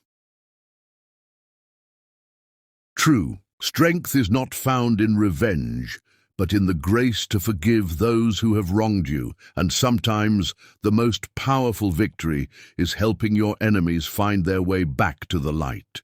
The morning after their engagement, Jessie woke up in Hesley's apartment with her curled against his side, her engagement ring catching the early sunlight streaming through the bedroom windows. For a moment, he just lay there, marveling at how perfect she looked in the golden light, how right this felt, how close he'd come to losing everything that mattered. But as consciousness fully returned, so did the anger. Peyton Mills had nearly destroyed the most beautiful thing in his life, had deliberately and methodically tried to tear apart his relationship with Hesley out of pure spite. The old Jessie, the businessman who had built an empire through strategic thinking and calculated moves, wanted revenge. He wanted to expose her lies publicly, to ruin her reputation the way she'd tried to ruin his happiness. Hesley stirred beside him, her eyes fluttering open to find him watching her. "Good morning, fiancé," she said with a sleepy smile that made his heart skip. "Good morning, future Mrs. Owens," Jessie replied, pressing a kiss to her forehead. "How does it feel to be engaged to a man who almost let his ex-fiancée destroy everything?" "It feels like I'm engaged to a man who fought for us," Hesley said, sitting up and stretching. "Although I have to ask, what are you planning to do about Peyton?" Jessie felt his jaw clench. "What do you mean?" "I can see it in your eyes. You're planning something, some way to get back at her for what she did." Jessie sat up too, running his hands through his hair. "She tried to destroy us, Hesley. She lied, she manipulated, she nearly cost me the only woman I've ever truly loved. Are you saying I should just let that go?" "I'm saying I know you, and I know that the man I fell in love with is better than revenge." Before Jessie could respond, his phone rang. Camden's name flashed on the screen. "Jessie, you need to see the news," Camden said without preamble. "Channel 4 has a story about Peyton Mills. It's not good." Jessie turned on Hesley's television, flipping to the local news station. A reporter stood outside the offices of Mills and Associates, Peyton's father's law firm, with a serious expression. Sources confirm that Peyton Mills, daughter of prominent attorney Robert Mills, was arrested early this morning on charges of fraud and identity theft. According to police, Miss Mills allegedly used stolen medical records to fabricate pregnancy documents in an attempt to extort money from an unnamed businessman. Jessie felt his blood run cold. "I didn't do this," he said quickly, seeing Hesley's shocked expression. "I swear to you, I didn't call the police." The news report continued with more devastating details. Apparently, Peyton's lies had been far more extensive than just the fake pregnancy timeline. She'd been running elaborate scams on multiple wealthy men using falsified medical records and forged documents to extract money through blackmail and emotional manipulation. The investigation began, the reporter continued, when the real father of Miss Mills's unborn child came forward with evidence of her deception. Marcus Townsend, a married businessman, contacted authorities after Miss Mills attempted to extort $50,000 from him in exchange for keeping their affair secret. Jessie's phone buzzed with a text from his private investigator.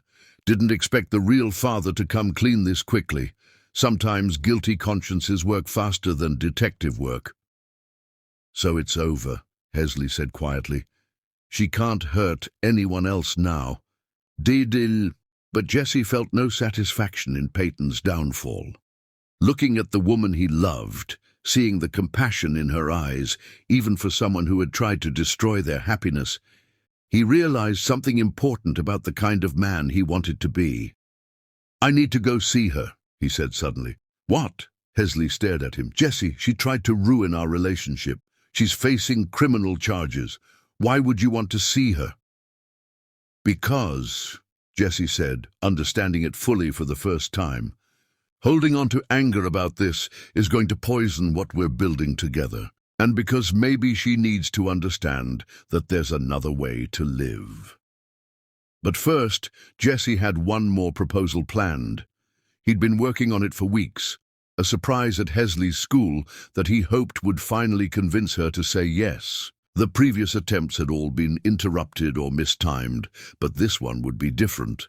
The next afternoon, Jessie arrived at Lincoln Elementary during Hesley's planning period, carrying what appeared to be a large bouquet of flowers. He'd arranged with the principal to make an announcement over the intercom, calling all teachers to the main hallway for a special surprise for Miss Rivera. As teachers gathered, Jessie took a deep breath and got down on one knee in the hallway, pulling out the ring box. "Hesley Rivera," he began, his voice carrying down the corridor. "You make every day brighter just by existing, and I—" "Oh my goodness, yes," interrupted a voice. "I thought you'd never ask." Jessie looked up in shock to see Mrs. Henderson, the 60-year-old math teacher, standing directly in front of him with tears in her eyes. She wore the exact same blue dress as Hesley, who stood frozen about 10 feet away, her mouth hanging open. The entire hallway erupted in laughter as Mrs. Henderson clasped her hands to her chest dramatically. "I've been waiting for this moment for months, dear, ever since you started bringing Hesley those beautiful lunches." Jessie's face turned crimson as he realized his mistake. "Mrs. Henderson, this is—" "Don't be shy now," Mrs. Henderson beamed, reaching for the ring box. "Though I have to say I didn't expect such a large diamond. My Harold never spent this much on jewelry." By now, even Hesley was laughing so hard she could barely breathe. The other teachers were in tears, and several had pulled out their phones to record the moment. "Mrs. Henderson," Jessie managed, standing up slowly, "I think there's been a misunderstanding." "Oh," Mrs. Henderson said, looking around the hallway and finally spotting Hesley doubled over with laughter. "Oh my, this is embarrassing." She patted Jessie's arm sympathetically. "Well, dear, you might want to face the right direction next time." Jessie turned to Hesley, who was wiping tears from her eyes. "So," she called out, still giggling, "are you going to propose to me, or are you and Mrs. Henderson planning a spring wedding?" "Definitely you," Jessie said, walking over to her and dropping to one knee again, this time in front of the right woman. "Though I have to say, Mrs. Henderson's enthusiasm is very encouraging." "Ask me properly," Hesley said, her eyes dancing with mirth. Jessie took her hands, no longer caring about the audience. "Hesley Rivera, will you marry me? Will you promise to laugh at all my mistakes even when I propose to the wrong woman in a crowded hallway?" "Yes," Hesley said softly. "I'll marry you. But I'm keeping the story about Mrs. Henderson forever." As Jessie slipped the ring onto her finger, Mrs. Henderson started a round of applause that echoed through the entire school. "Well," she announced to the crowd, "that was much more entertaining than my usual Tuesday afternoon." Later that evening, after they'd celebrated with her colleagues and called their families, Jessie kept his appointment to see Peyton. 2 hours later, Jessie sat across from Peyton Mills in a sterile jail visiting room. She looked smaller somehow, her usually perfect appearance disheveled, her confidence completely shattered. When she saw him, her face crumpled. "I suppose you're here to gloat," she said, not meeting his eyes. "No," Jessie said simply. "I'm here to understand." "Understand what?" "Why you did it. Why you tried so hard to hurt me when I never did anything but love you." Peyton laughed bitterly. "Love me? You loved the idea of me, the perfect socialite wife who would look good at your business functions and never ask for anything real." Jessie considered this. "Maybe you're right. Maybe what I thought was love was really just comfort. But that doesn't excuse what you did to Hesley and me." "Your precious Hesley," Peyton spat. Do you have any idea how it felt to watch you with her, to see you look at her the way you never looked at me, to realize that you were capable of the kind of love you never felt for me? Peyton. Nadine, I spent 8 months planning our wedding, Jesse. 8 months choosing flowers and invitations and dreaming about our future together. And then Marcus came along, and I felt something I'd never felt with you, and I thought maybe if I was honest about it, maybe you'd fight for me. Jesse felt a flash of understanding. But I didn't fight. You barely seemed upset. You just accepted it and moved on like I'd never mattered at all. Tears streamed down Peyton's face. And then I saw you with her, and I realized that you were capable of grand gestures and romantic surprises, and all the things you never did for me. I realized that I wasn't the problem with our relationship. You just never really loved me.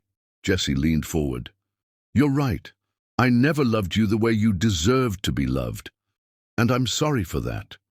I'm sorry I wasted your time, and mine pretending we had something we didn't.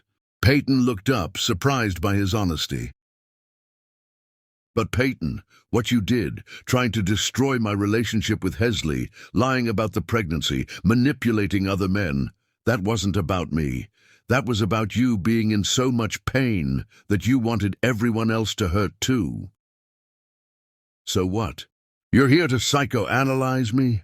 I'm here to tell you that there's another way, that you can choose to use this rock bottom as a foundation to build something better. Jesse pulled out a business card and slid it across the table.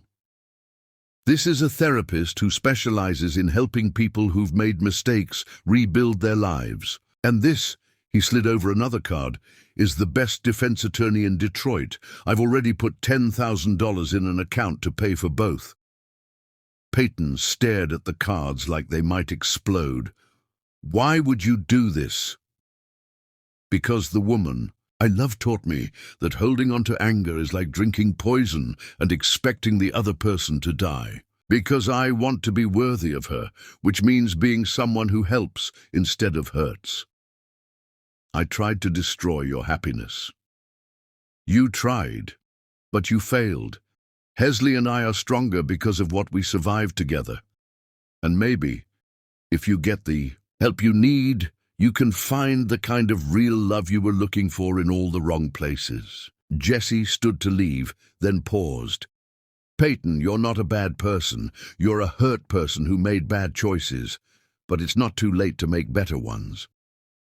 That afternoon, Jesse returned to Hesley's classroom as she was finishing her lesson for the day. He watched from the doorway as she read to her second graders, her voice animated and warm, bringing the story to life for children who hung on her every word. Mr. Jesse, several of the children called out when they noticed him, having met him during previous visits. How are my favorite students today? Jesse asked, crouching down to their level. Miss Rivera told us you're going to marry her, said Amara, a precocious 7-year-old with pigtails. Does that mean you'll be our teacher too? It means I'll be the luckiest man in the world, Jesse said, catching Hesley's eye across the room, because I get to marry the best teacher in Detroit. After the children had been dismissed, Hesley approached Jesse with curiosity in her eyes. How did it go with Peyton? Jesse told her everything, about Peyton's pain and jealousy, about his decision to help pay for her legal defense and therapy. He watched Hesley's face carefully, hoping she would understand. You paid for her lawyer? Hesley asked when he finished. I know it sounds crazy. It sounds like something the man I love would do, Hesley said softly. It sounds like forgiveness in action. Jesse felt relief flood through him.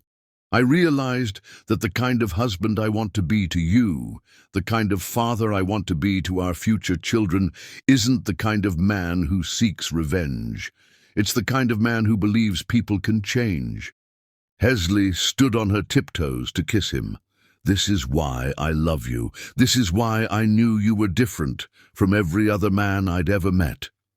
Even after everything she put us through, especially after everything she put us through. Because You could have destroyed her, and instead you chose to try to heal her. Hesley smiled. That's the heart of the man I'm going to marry.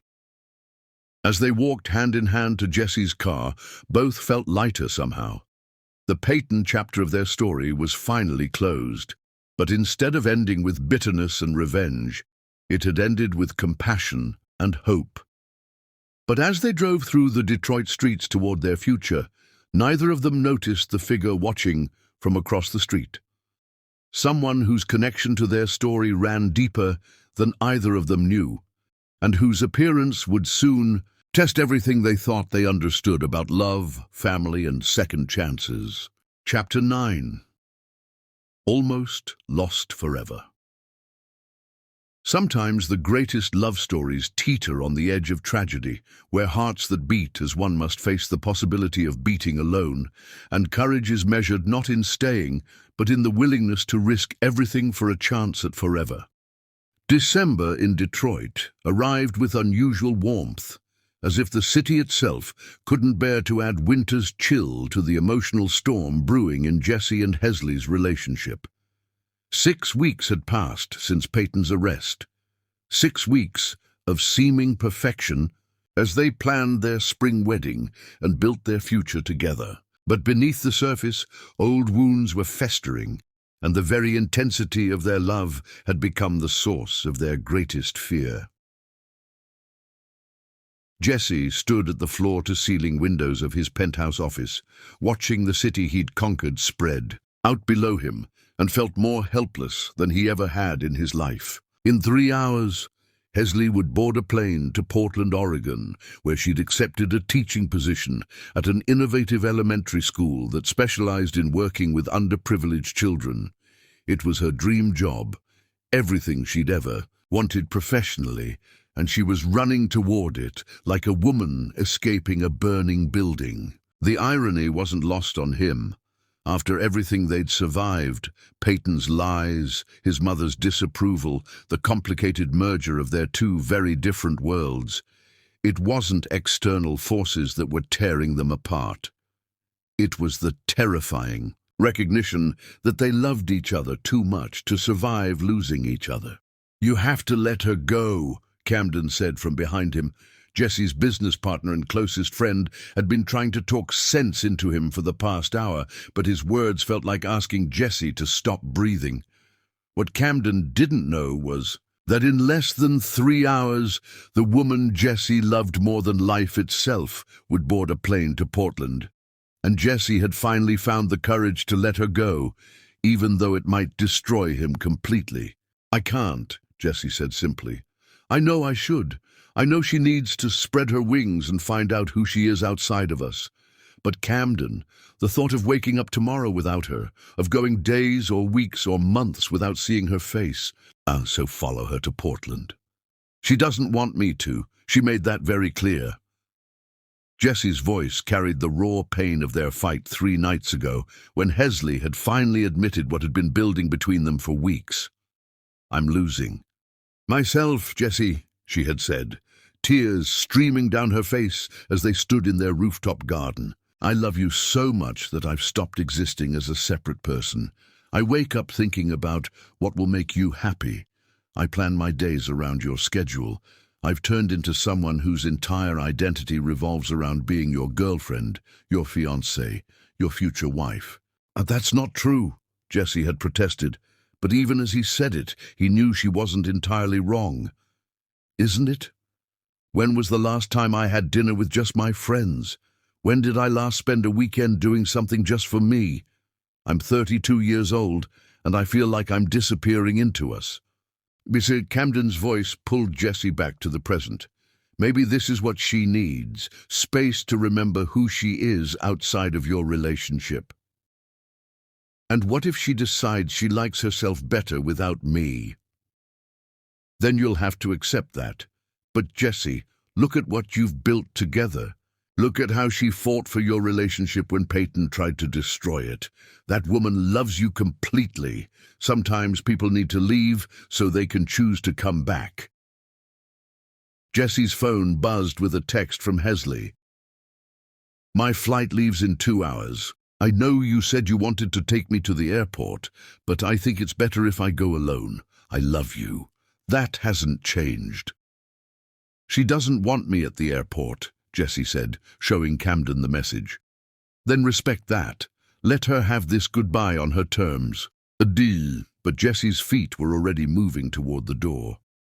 "I can't let her leave, thinking I don't understand why she needs to go. I can't let her get on that plane without telling her one more time that I'll wait for her, however long it takes." Jesse broke several traffic laws getting to Detroit Metropolitan Airport, his heart hammering as he navigated through holiday travel crowds to find Hesley's gate. He spotted her immediately. She sat alone in the boarding area, looking small, and lost in an oversized sweater, her engagement ring notably absent from her left hand. "Hesley," he called softly as he approached. She looked up and Jesse felt his chest constrict at the pain in her eyes. "Jesse, I asked you not to come. I know. I'm sorry. But I couldn't let you leave without." He sat down beside her, maintaining careful distance. "Without making sure you know that I understand." "Understand what?" "Why you need to go. Why you need space to figure out who you are when you're not half of us." Jesse's voice was steady despite the chaos in his heart. "Hesley, I've been thinking about what you said, about losing yourself in our relationship. And you're right." She turned to face him fully, surprise replacing some of the sadness in her expression. "I've been so terrified of losing you that I've held on too tight. I've made decisions for both of us without asking what you wanted. I've assumed that because I was ready for forever, you were too." "Jesse, let me finish," he said gently. "When I was building my company, I had to take risks. I had to be willing to fail completely in order to succeed. But with you, I've been so scared of failure that I haven't given you room to choose me freely." Hesley felt tears welling up. "It's not that I don't want to choose you, it's that I want to choose you as a complete person, not as half of a couple who can't exist independently." "I know, and that's why I'm not going to ask you to stay. I'm not going to follow you to Portland, or call you every day, or make this harder than it already is." "You're not?" Jesse shook his head, though every word felt like tearing out pieces of his soul. "I'm going to let you go. I'm going to trust that what we have is strong enough to survive some distance and time apart. And I'm going to work on becoming the kind of man who deserves a woman strong enough to choose love freely, not because she's afraid to be alone." The gate agent announced pre-boarding for Hesley's flight. Jesse stood, knowing this was his last chance to say everything he needed to say. "Portland is lucky to have you," he said. "Those kids you'll be teaching have no idea how fortunate they are to have someone who cares as much as you do." Hesley stood too, her composure cracking. "What if I can't figure it out? What if I get to Portland and realize I don't know who I am without you?" "Then you'll figure it out there. And when you do, when you're ready, if you decide you want to build a life with me, I'll be here. What if you meet someone else?" Jesse cupped her face gently, his thumbs brushing away her tears. "Hesley Rivera, I have loved you since the moment I saw you sitting alone at that wedding, looking like dignity personified despite your broken heart. I will love you if you come back to me in 6 months or 6 years or never. You are the great love of my life, and that doesn't change just because you need to spread your wings." The gate agent called for general boarding. Hesley looked toward the gate, then back at Jesse, her internal struggle visible on her face. "I love you," she whispered. "I love you too, enough to let you go." Jesse kissed her forehead softly, breathing in her scent one last time, memorizing the feel of her skin. Against his lips, "Go," he said. "Go become everything you're meant to be." Hesley grabbed her carry-on bag and walked toward the gate, turning back once to see Jesse standing exactly where she'd left him, his hands in his pockets, watching her with love and heartbreak. and something that looked like pride. As her plane taxied down the runway, Hesley pressed her face to the window, watching Detroit grow smaller below her. Somewhere in that sprawling city was the man she loved more than life itself, the man she was leaving because she loved him too much to marry him as anything less than her complete, authentic self. And in the terminal, Jessie stood at the observation window long after her plane had disappeared into the grey December sky, wondering if loving someone enough to let them go was the bravest thing he'd ever done, or the most foolish.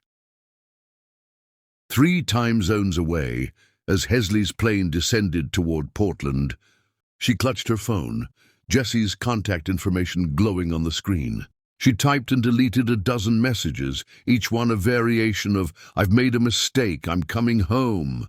But she didn't send any of them, because as much as her heart was breaking, she knew Jessie was right.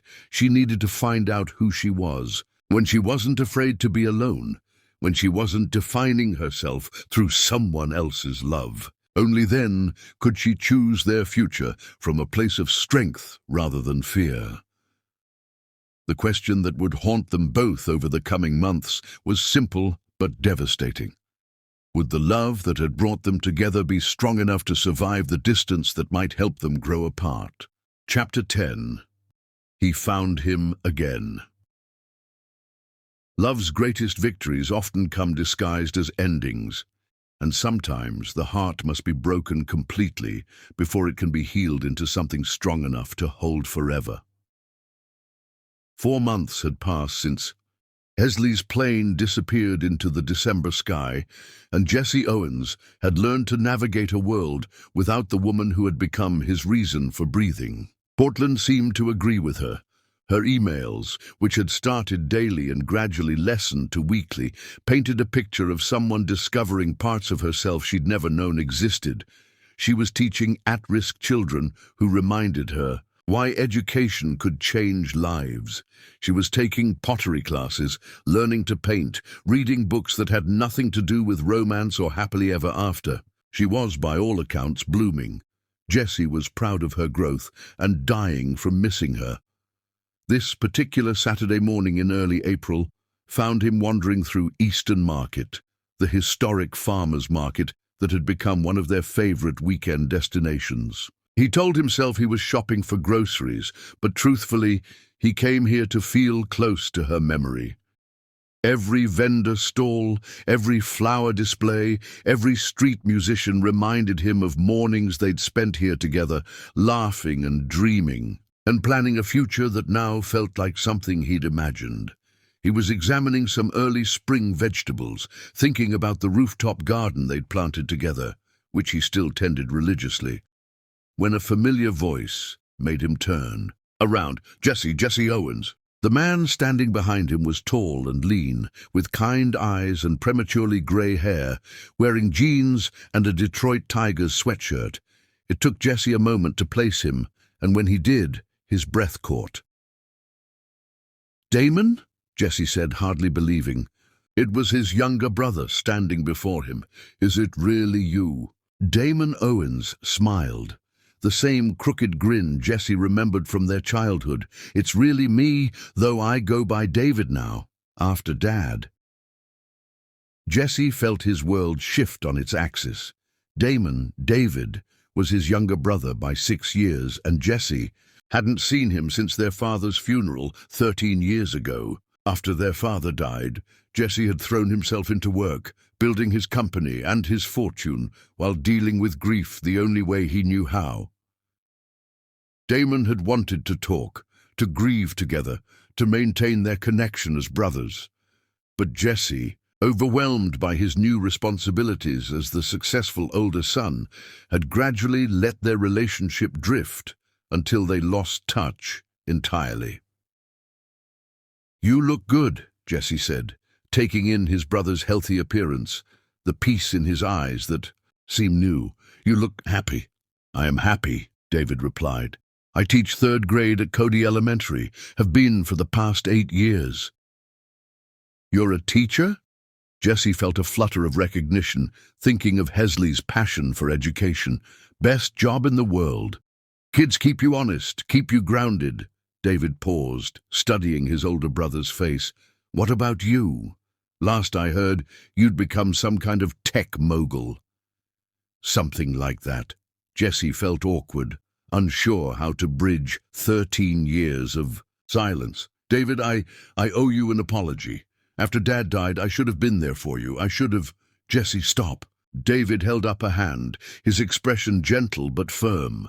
We were both dealing with losing Dad the only ways we knew how. You buried yourself in work. I buried myself in helping other people. Neither way was wrong. But I lost my brother in the process. No, you didn't. I've been right here in Detroit the whole time, working with kids, thinking about you, wondering if you ever thought about me. Jesse felt tears prick his eyes. Every day.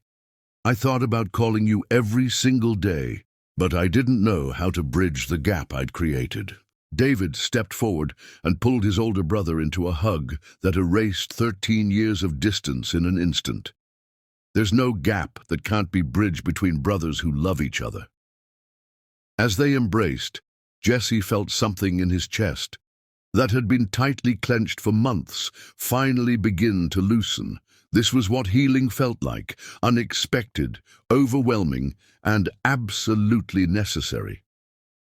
Come on, David said when they broke apart. Let me buy you coffee, and you can tell me what's put that heartbroken look in your eyes.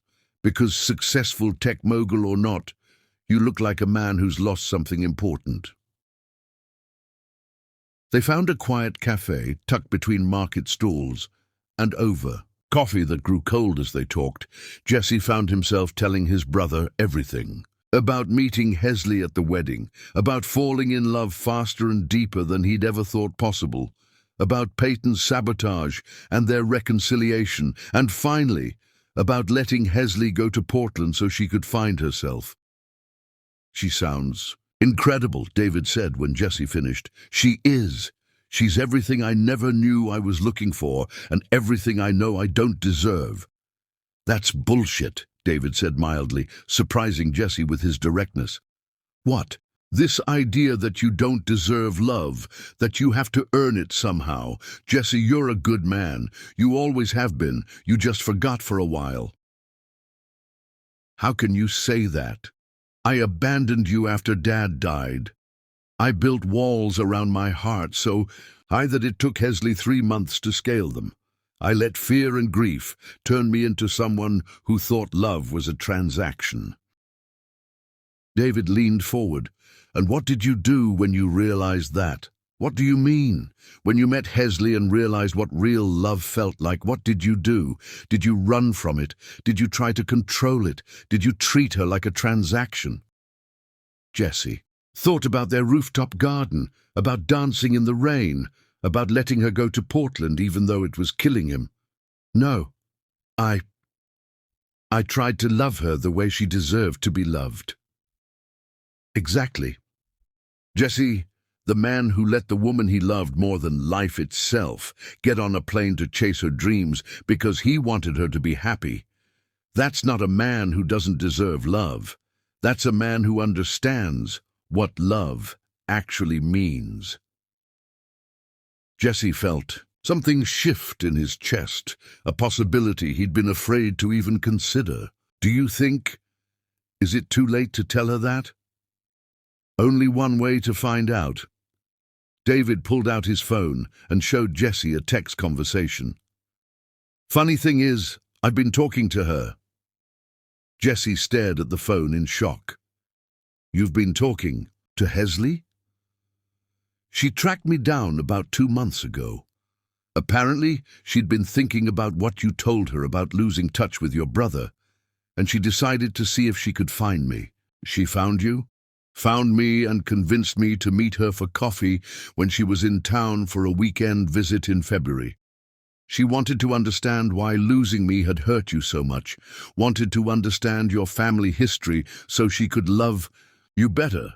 Jesse felt his world spinning. She came back to Detroit and didn't tell me. She wanted to surprise you by facilitating a reunion between us, but when we met, she was so torn up about missing you that we spent most of the time talking about how to fix her broken heart instead. David scrolled through his phone and showed Jesse a text from 3 days ago. I figured out who I am without him, and turns out I'm a woman who chooses Jesse Owens every single day. I'm coming home next week to tell him that if he'll still have me, I want to marry him. Think he'll say yes? Jesse's hands shook as he read the message. She's coming home. Her flight lands at 3 o'clock today. She was hoping you and I could meet her at the airport together, assuming I could track you down and convince you to forgive me for 13 years of silence. Jesse looked at his brother, this man who had somehow maintained faith in love and family despite their long separation, and felt the last of his defenses crumble. There's nothing to forgive. And David, thank you for being exactly the brother I needed, even when I was too stupid to realize it. So, David grinned, want to go get your girl?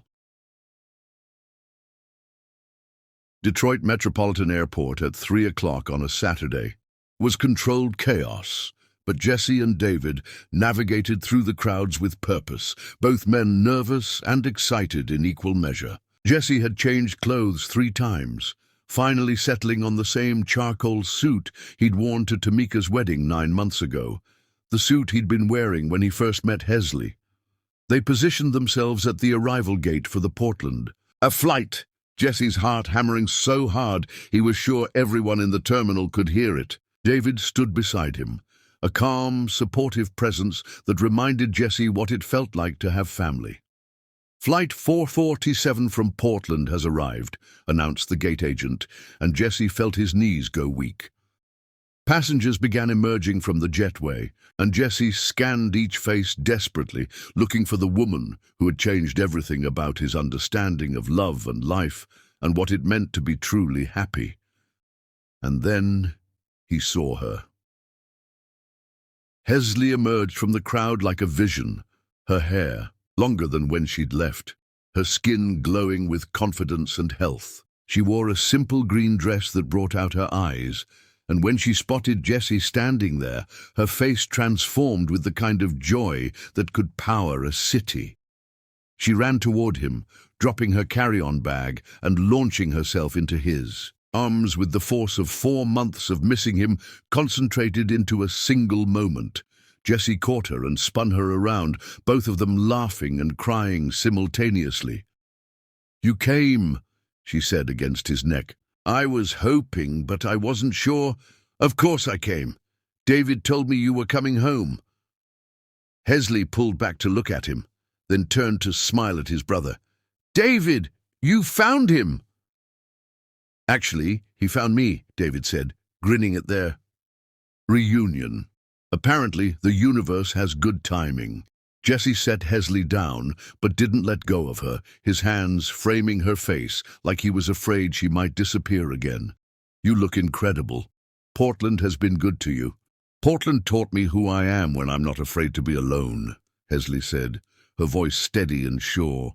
"Turns out I'm a woman who chooses you, not because I need you to complete me, but because I love you enough to want to build something beautiful together." Hesley. She reached into her purse and pulled out her engagement ring, the one she'd left behind 4 months ago. "Jesse Owens, I know who I am now. I'm a teacher who changes lives. I'm a woman who believes in second chances. I'm someone who loves pottery and bad romantic comedies and Sunday morning pancakes with the people I love most." Jesse felt tears streaming down his face as she continued. "But most importantly, I'm a woman who loves you completely, not because I'm afraid to be alone, but because being with you makes me the best version of myself. So I'm asking you, will you marry me?" Jesse looked at this incredible woman, at his brother who had appeared like a miracle when he needed him most, at the life spreading out before them full of possibility and hope and the kind of love that lasts forever. "Yes," he said, taking the ring and sliding it back onto her finger where it belonged. Yes, I'll marry you today, tomorrow, whenever you want. I'll marry you because you're brave enough to leave and strong enough to come back. I'll marry you because you found my brother when I was too scared to try. I'll marry you because you're the best thing that ever happened to me. And I spent 4 months learning how to be worthy of you. As Jessie kissed Hesley in the middle of the airport, with David cheering beside them and strangers stopping to watch their reunion, both understood that this was what real love looked like. Not perfect, not easy, but honest and brave, and willing to do the hard work of choosing each other every single day. 6 months later, on a perfect September evening, exactly 1 year after their first meeting, Jessie and Hesley were married in their rooftop garden, surrounded by both their families, her students, and the brother whose presence had helped heal Jessie's heart completely. As they danced their first dance as husband and wife under the same fairy lights where Jessie had first proposed, both knew they had found something rare and precious and worth every moment of pain it had taken to get there. Love, they had learned, wasn't about finding your other half. It was about choosing to build something beautiful with someone brave enough to do the same. And as the Detroit skyline sparkled around them and David played guitar while their families celebrated, Mr. and Mrs. Owens knew their love story was just beginning.